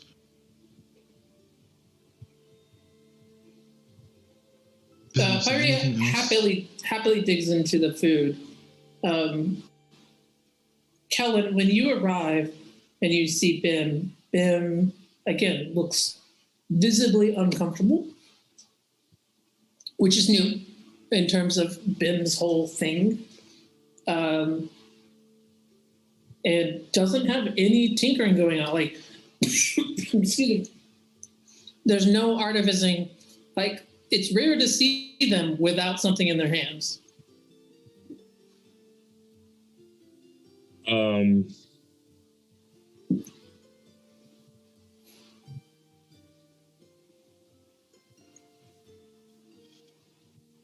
Helen is going to kind of like,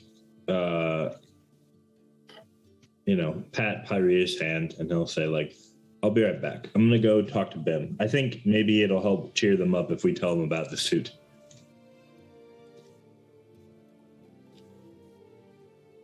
Sorry. Yeah. Okay. Sure. So Kellen is going to go sit down next to Bim. And as a standard for greeting Bim, he will say the standard greeting.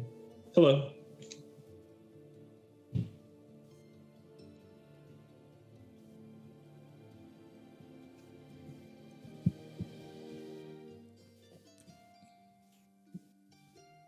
Sorry, give me just a second. Okay. No worries. All good.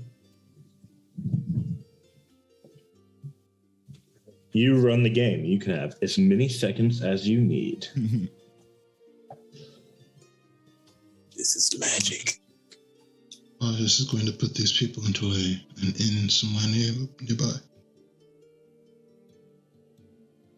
Not of his house. Put him in Motel 6. If you are going to break things, you will not be doing so in my home. Like you can just see like the faces change as the news was given. Oh, sorry. Go ahead. Apologies, I tried to choke, and so I'm better now. Oh, You good? You're good. I'm good. My voice is just a little bit rougher now. You say hello, and Bim looks at you for a long moment without saying anything, and then slowly, oh.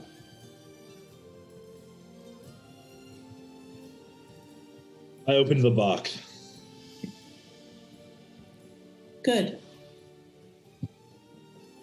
Right, yeah, the box, yes. Yep. And then inside I found Otto. Otto. Yes, it was an automaton, so I named him Otto. Oh, Otto. Yes. And then I think I maybe accidentally turned him into a suit of armor. The first glimmer of interest is seen as like they still more into their normal like curiosity mode, sort of, and they start kind of looking over you and noticing the parts of your armor that are Otto, and then they see the braziers on your wrist. And that takes their entire attention. And they're just kind of staring at the bracers. Oh, Yeah, I don't know what that does, and I feel like I probably shouldn't activate it, considering Ardris just finished his lecture about magic in the house. You don't know. No, not really. I mean, I guess you wouldn't know. they look like they maybe, I don't know, fire something? That's why I'm worried about it. It could, like, fire some sort of magic.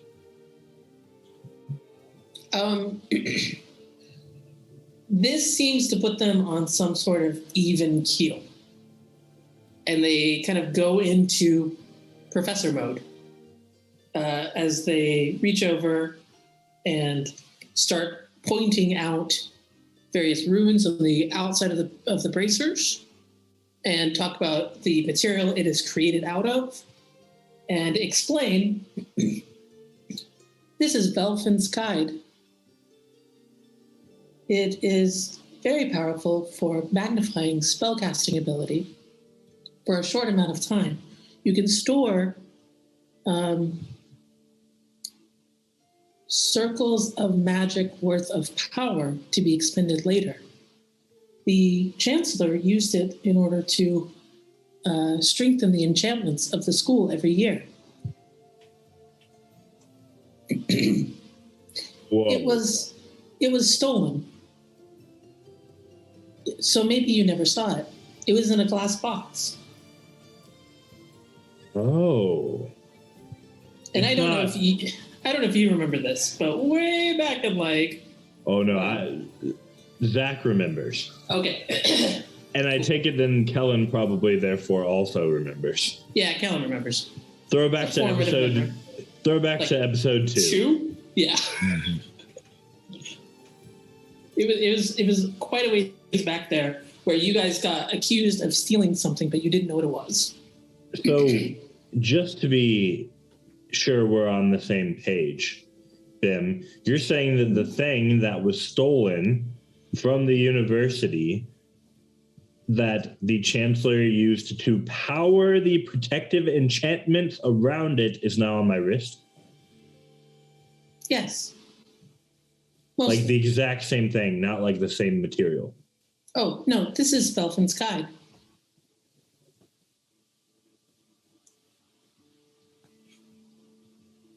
Oh, boy. To be fair, you stole it. Or rather, you tried to steal it, and then I found out, and I took it for safekeeping. And then you and I decided to give it to you. Okay. Yeah, that actually makes sense, he says, for the first time, not really needing to struggle his way through it. So, and you remember that OK had said he had been on these school grounds only twice. Once was to give you the dagger. The other time was this incident. Mm-hmm.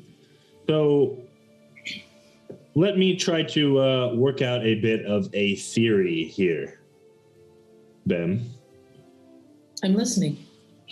I'm guessing that were someone to need to power some sort of a receptacle of magical energy controlling a seal, that this Belfin's Guide would be very useful for conserving energy to later fill up the magical reservoirs of the seal, right?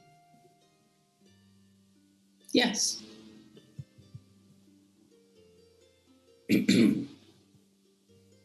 Hey, Bim? Yes. I'm not sure if you'll know the answer, but I have to ask. Am I a hero because of my situation and needing to be the one to do this because if you don't do it yourself, then no one else will? Or am I a hero because I, like the other I, am forcing myself into it?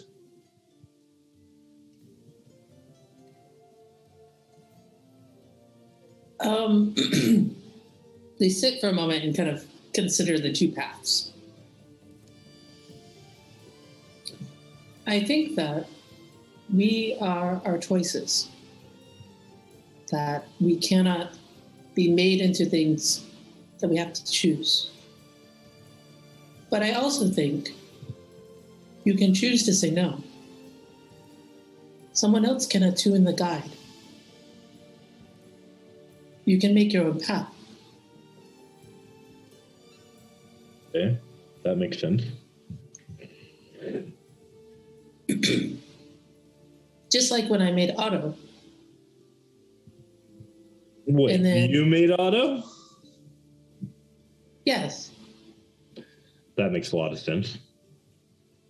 And then I gave Otto to you to protect the brazier. And now you have made Otto something new.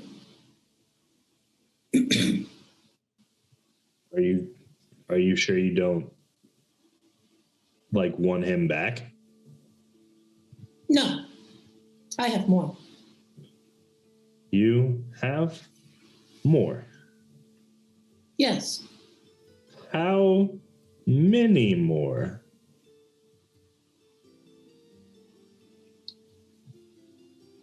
I'm not sure. You're very good at counting, so that must mean a few. I am, again, that confused look.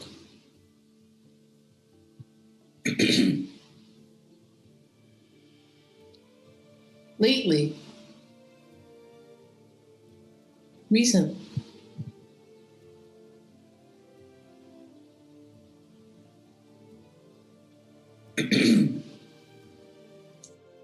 I cannot remember the last 2 days.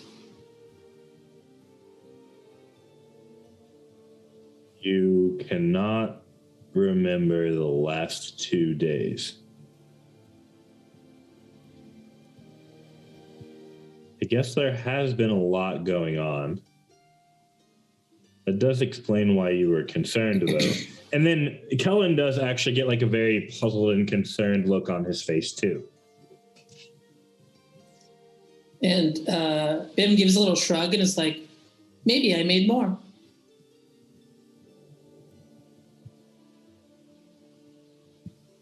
That could make sense, I guess. Be hard to Said I know. was helpful. You were very helpful. You helped us save Miri. Do you remember that part when we got back? That is good. It is good.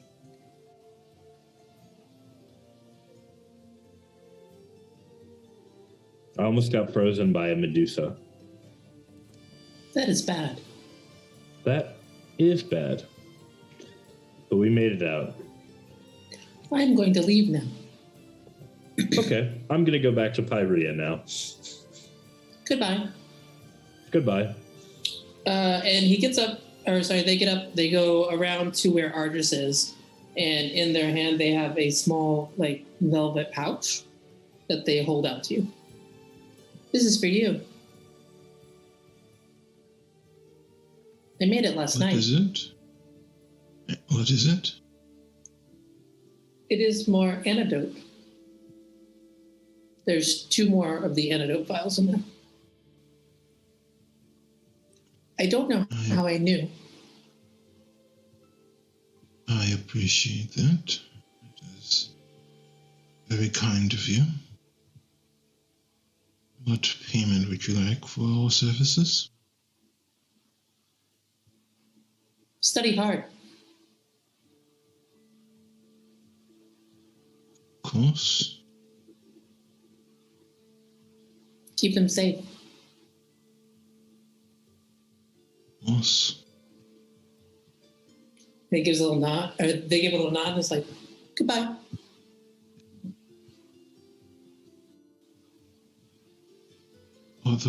Are you two finished? You looked at Sapphire and Nicolan. What is in this? This is so good. I don't even know what this leafy thing is, but I gotta give me some more of that. I will let them know that you enjoy it, and we'll ensure that you have more of it, should you want it. Absolutely fantastic. She looks around for whatever staff she can see, and then finally finds the chief of staff. Is like, so good, thank you. It is about this time that your runner returns with the chuck that you requested. You have 200 of those components. Right, well, let's go and see where the others have gotten themselves off to, so that then we can go and take care of our business. Sure.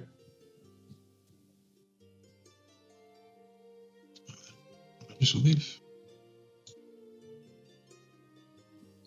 What are you having Lady Vinfina do? He left her in charge of the houses. Okay, I just want to double check that was still what you're doing. Excellent. So she says goodbye at the door, presses a very quick kiss to your cheek, and then steps back, and the house revolves around her now. You see the staff kind of change. All of those little accents that change to your liking start to subtly change to hers. You see the staff get into motion in order to accomplish that. No rolls needed to get to where you're going because all of you have made this trip a couple times now. So we're going to fast forward a little bit to Otis and Miri. You have arrived at the Hall of Mages. Oh, Otis would have been having a conversation with Miri on the way there. Oh, excellent. Let's RP some of that out then. So you're on the way. Yeah, Otis is definitely scared, moving quickly. Why did I trust her? Mary, why did I trust her? What do you mean, trust? Are you talking about Pyrea? Yeah. She probably working with the vice chancellor too. Well, I would not start assuming that. Mary, that magic is the opposite of all the magic I stand for. But The chancellor tried some magic on me once. I resisted it. That was something different, way stronger than maybe even her.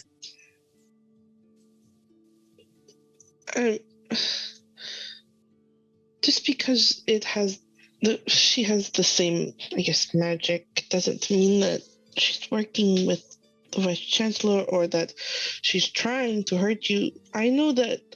Not trying to hurt me, Mary. She did. Miri will try and stop Otis from walking any further. Why? Are you hurt? Yeah. Emotionally or physically? Both. Why? Miri will cast Healing Word on him. What's your word? What does that look like? Everyone always freezes when they say, I don't know what the word is. But I mean, technically, it does technically have a word. I feel like instead of a word, it would be just a little song or something. Ooh. Like a hum song? Are you taking on an instrument? Are you singing? Probably a hum. Or, so I think flavor-wise, the way this works is Mary begins to hum and kind of. Is it a touch spell? You gotta place a hand on her shoulder or something? It's not, but she will. All right. Reaches out and places a hand on your shoulder, and as she's humming, you feel that melody kind of worm its way into your brain a little bit. You know what I mean? Mm-hmm. It gets a little stuck in there, and as it does, you start feeling a bit of relief because on the emotional front, it's kind of taking some of the real estate that, the fear and intimidation factor that you had. It's taking a little bit of that, so you're getting some mental clarity, and also you are physically healed for how many points? 7. Excellent.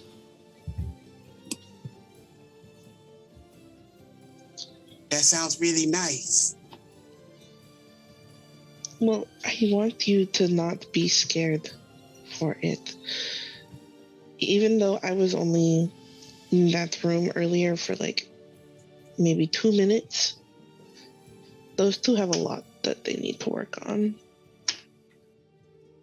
And I think Pyrea hasn't had that time.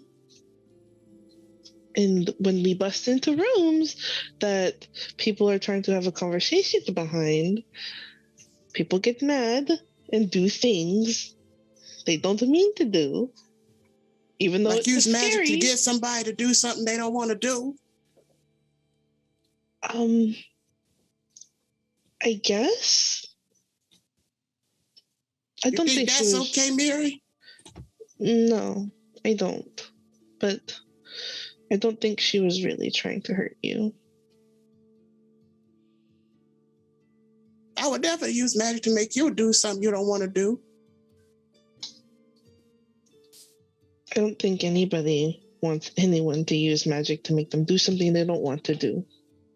But then why should do it?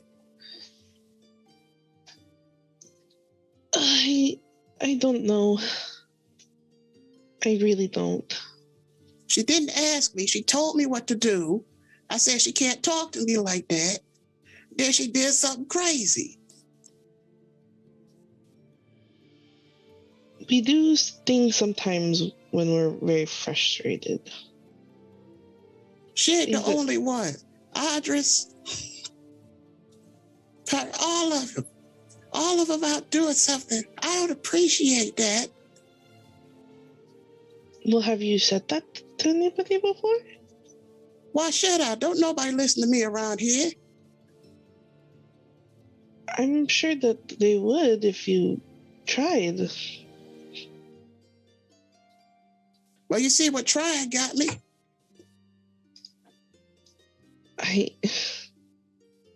And whatever, that ain't important. The important thing is get the kid back. The chancellor told me I gotta protect him. That's what I'm gonna do. Oh, sorry, my bad. Go ahead. We all are going to go get Micah. We're all going to protect Micah. We're going to help Ardris. We have to stick together, but it's also important that you say what's on your mind too. Not just I do what I want or running off and not saying what you feel. It's worked before. That's how I survived. But you shouldn't have to survive. What you talking about? You don't have this to. This is, in fact, a foreign concept to Otis. Yeah. This isn't just a survive thing. Like, we are supposed to rely on each other and talk about feelings, which this group has a lot of trouble talking about their feelings. So we're going to work on that soon. But I think a good start would be saying what you feel about what happened. Ooh, that's a big ask, Otis. That is a huge ask. Oh my goodness. Hey, what's that passive insight again? Otis' passive insight or Miri's? Mm-hmm. Oh, no, Otis is Miri's passive insight. Oh, Miri? Well, let me just get both of them. Why not? You can both tell me your passive insight. Otis is 19. Okay. How do we do that one again? Sorry. It's 10 plus whatever you add for insight. Oh, 20. You have a plus 10 to insight? Let's go. I do. All right. This is wild. Excellent. Love it. So, Miri, you can see in Otis's face, this is a lot. I mean, the whole concept is already like playing against what he knows to be true based on his past lived experiences. And also, like, it's a lot of things happening that are kind of building on other experiences that they've had in the party. And it's a whole mountain in his mind. You know what I mean? Otis, when you listen to Miri, you can tell, one, she is really listening to you. But 2, she genuinely thinks that this is a good solution to what she perceives as your problem. Otis will take a deep breath and be like, I'll do it one time. One time. Okay. I guess that's all I can ask, is to try it. And Otis is actually going to look at Nazareth and be like, I guess I got to try, huh? Try. So what am I supposed to do, Mary? Well, How do I do it?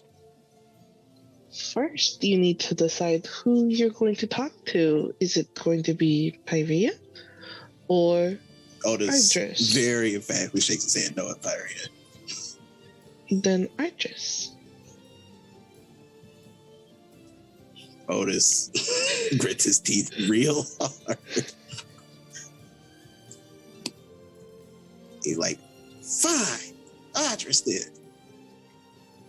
Okay. So now we go back to the house and we talk to Idris. You got me going back to the house. He's almost dead. Otis mumbling to himself. He would follow you back to the house, but he would have to follow you. He's not going to lead it. I mean, she'll start turning back. Otis will follow. I will stay with you the whole time, Otis, okay? Yeah, we'll see about that. Excellent. So with the little bit of lead time you had on everyone else, you end up at about the halfway point between House Valarin and the Hall of Mages, meeting up. So directly in front of you, you see Ardris and Kellen and Pyrea. And Wait, Yvain is also there. Can Kellen be doing something as they watch up? Yeah, Or as they walk up? Hey, absolutely. Pyrea, Hey, Kellen, what's up? watch this. And then he will invest a 4th level spell slot, a 3rd level spell slot, a 2nd level spell slot, and a 1st level spell slot for a total of 10 spell levels into the bracers. You attempt to do so, but you are not attuned. Oof. Dang. Well, I haven't had time to attune to it yet. That's fair, I guess.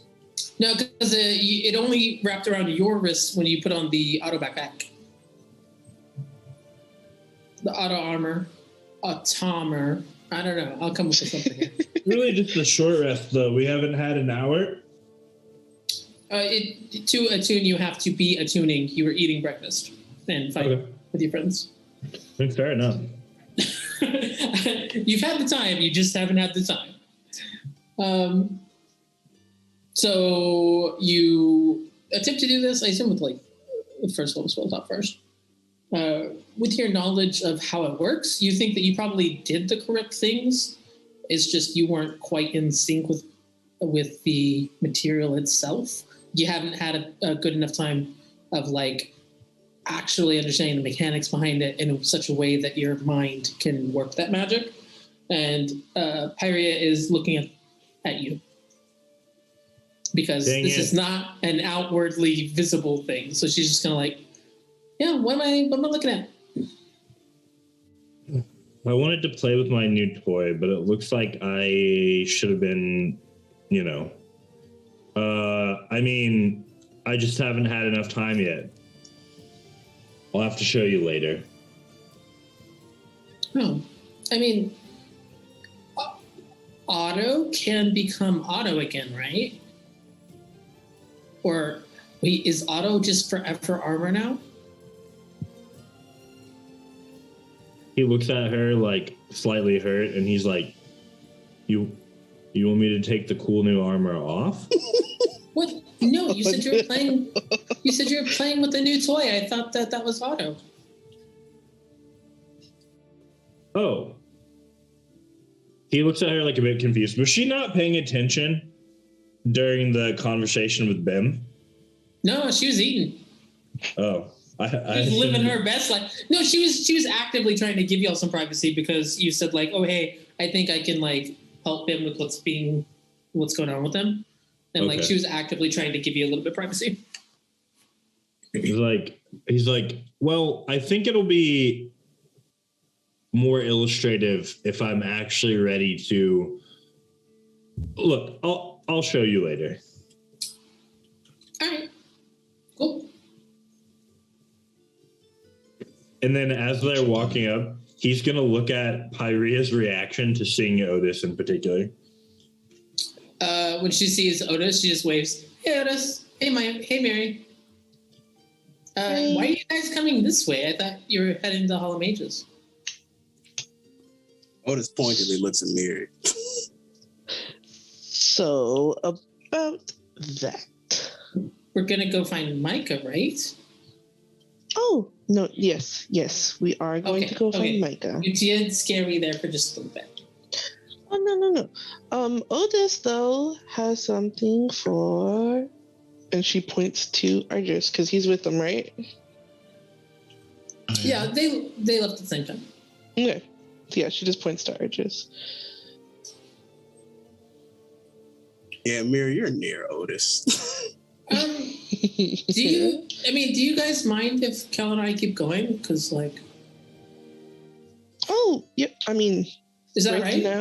Right now, that's fine. You can have 18 and 17 while you walk if you want, but... What? We will continue. We will have this conversation while walking.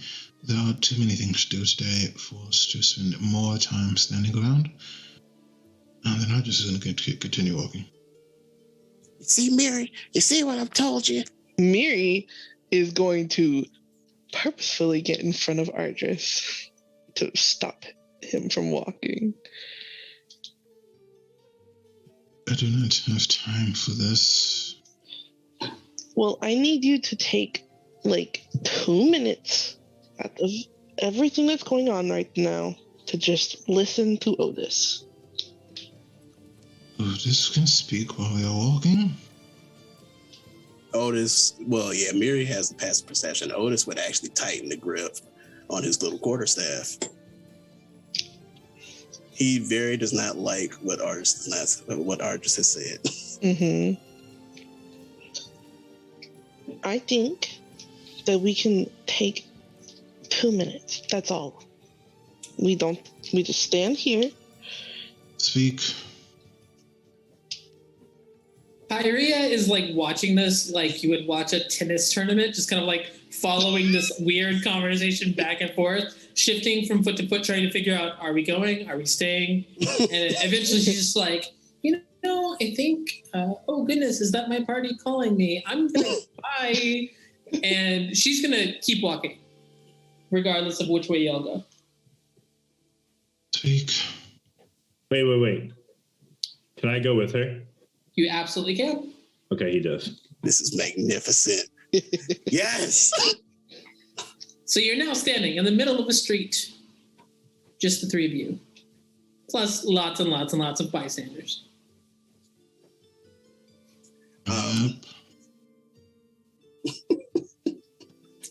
Ooh, yeah, I might have to roll for this. I might have to do a shadow roll for myself. Let me go ahead. Oh no. DC will probably be low because he made a promise. Otis will follow through. Otis is gonna stop. Well, actually, he's gonna look or just dead in the eye. And Miri, you would probably, I assume you're near Otis. Yeah, I know you blocked be off Ardris, so I don't know, stand spots where you are. She'll move to the side so they can have an actual proper conversation. But she's still near Otis. Oh, both of y'all will start smelling smoke. Uh-oh. Hey, I do the smoke, not you. I do the smoke. Oh, fine. Excuse me, because Nazareth ain't happy either.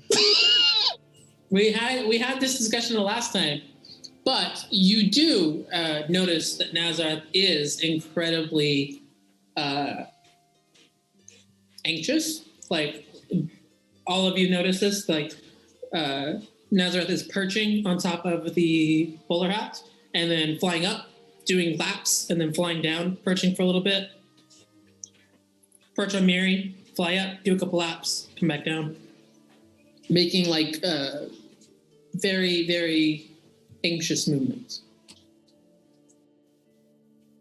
You know this is your fault, right? That's gonna be the first thing Otis says to Artress. What is my fault?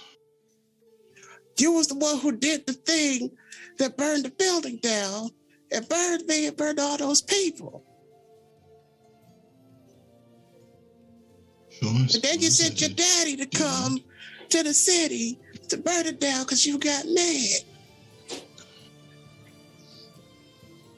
No, if you would recall correctly, we were attacked because you all let Mike out of your sight, and then he yelled out, and they went out and got themselves involved in something they were not supposed to be in, and then the guards went and they tracked them down.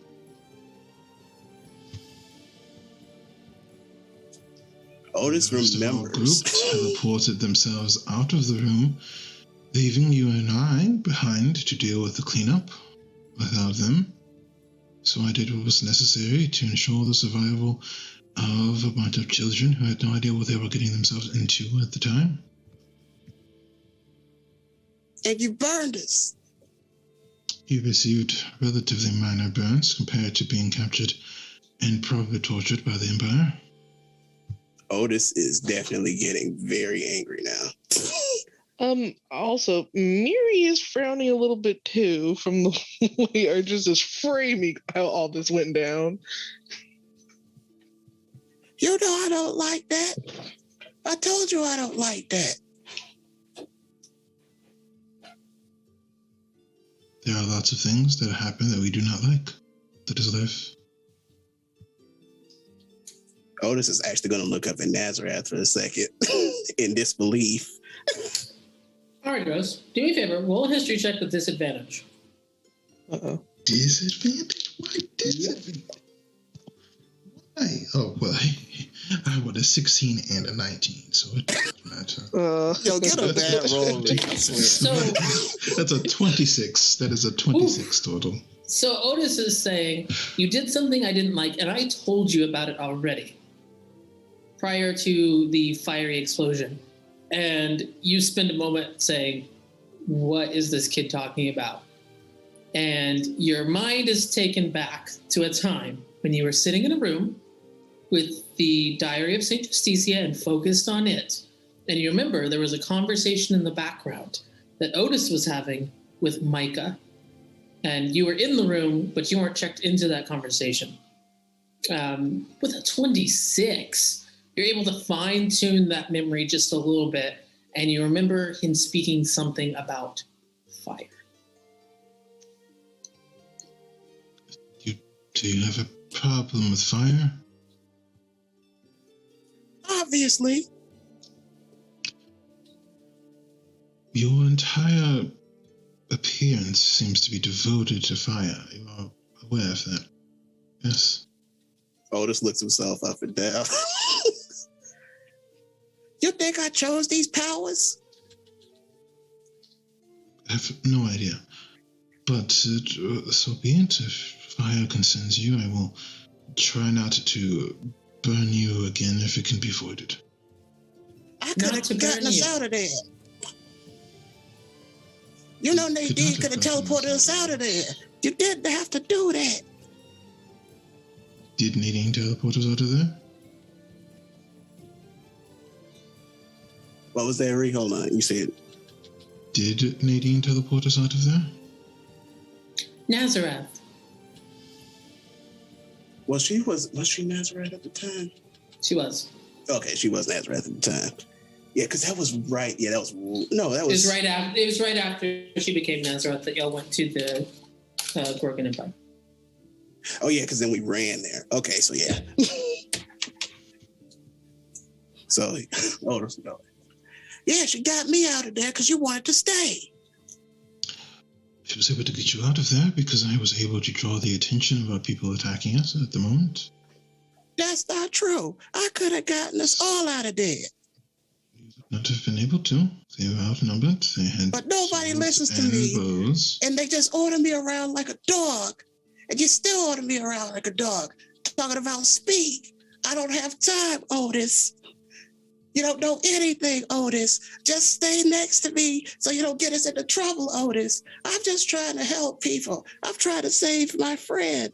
The chancellor, and you're going to see Otis start getting some tears coming down his face, like out the corner of his eyes. The chancellor didn't tell anybody else to keep Micah safe. The chancellor told me, and then the kid don't trust me neither. And the kid done ran over to a whole different country because he thinks I can't do it. Your behavior leaves much to be desired, Otis. You Otis have to grow up. Otis is going to turn to Mary and go like, "You happy now, Mary? I tried." You're going to storm off.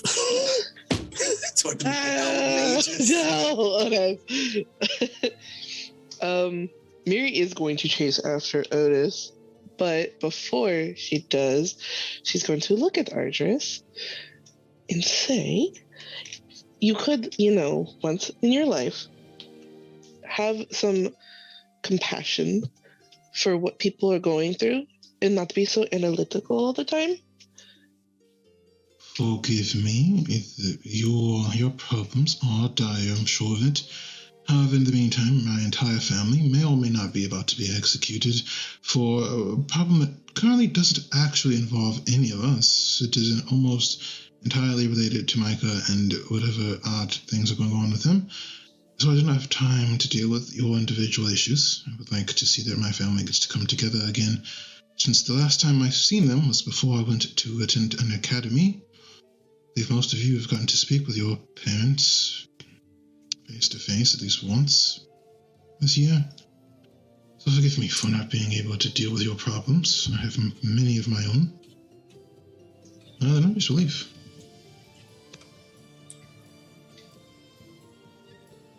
Ooh, this is so powerful. Smash cut to Pyrea and Kellen. Pyrea's just like, yeah, but then maybe after we could go to. Have you ever been to Patya? I don't think so. Yeah, I mean, it's like as far as you can get from Rivenwood, so like, that'd be fun. I mean, an island sounds super cool.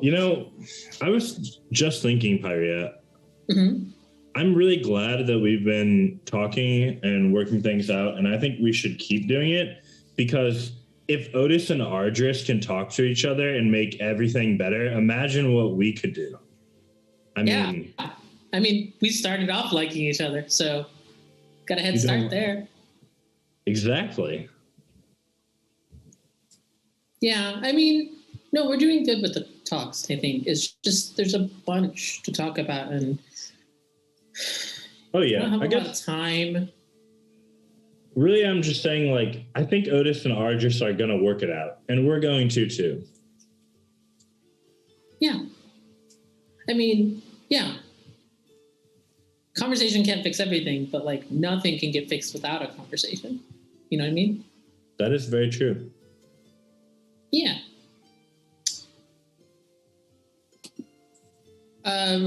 It's Which about this time. Cool. I'm gonna call this one 4.5. Oh, okay. Yeah, not terrible time. Nah. The list keeps growing, but like, yeah, progress is progress. That is true. Progress is progress. I think I'm going to try to keep the list from growing if possible. Oh, that would be ideal. That would, I would like that a lot. Yep. We also only have so many hours in a day, so realistically, how bad can it get? Oh, I shouldn't have said that. I really shouldn't have said that. Kel, come on. That was the worst. I am less than thrilled, but that's okay because look who I see. She points over and you're now at the Hall of Mages heading in, and kind of on the far side, you spot Iana and Narcus, who are standing together. Yeah, that is her party. And Kellen's going to go, Narcus, and then give him a big wave. Pyrea is the same, because Narcus wasn't in the first group. And so she's like, Narcus! And runs over to both of them. Iana looks way better than she did before. Clearly, she's been seeing some healing.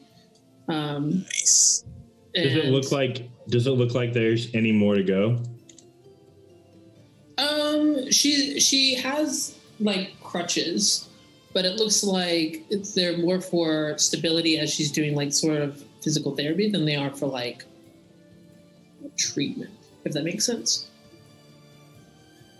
So I don't know that this is mechanically actually going to do anything, but Kellen's going to like lean down towards one of the injuries and then look up at Iana. Do you mind?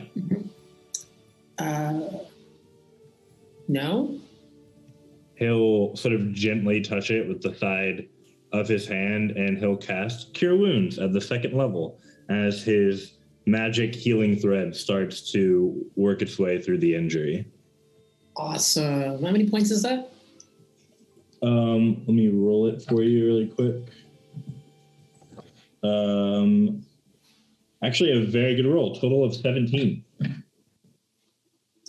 Oh, wonderful. So you see as like you put a hand on like the side of her knee, and then you step back a little bit, and she kind of tests it, puts a little bit more weight on it, does a couple like shallow like squats, and is like, it's actually way better. Thanks. No problem. And Narcus is like, dude, what's up? I haven't seen you in forever. I know, right? It was like crazy. It's almost like some weird catastrophic event happened to stop us from hanging out. Yeah, that's what I said. A catastrophic event. Exactly.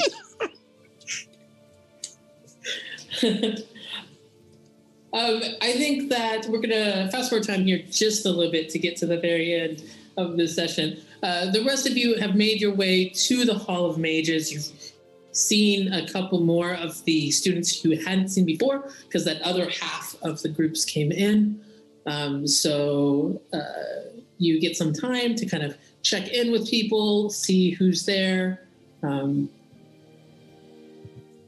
see that there's a couple more adults in the room, which is very, very nice. But you're not there for very long before a voice calls out to you all. And standing at the doorway to kind of the area where the Rivenwood Academy students have been given free reign is the Vice Chancellor, who calls out and is like, Audrus, sorry, Lauren and party, I think we need to talk. And that's where we're going to stop today's episode. All right. With some drama there. Okay. All right. So this is really good. So again, if you like what you see here, we hope you enjoy this session. Again, go ahead and join our Discord. We would love to talk to you about the campaign. Once again, we'll be back for next week for episode 20 of Rivenwood Academy. But until then, farewell for now.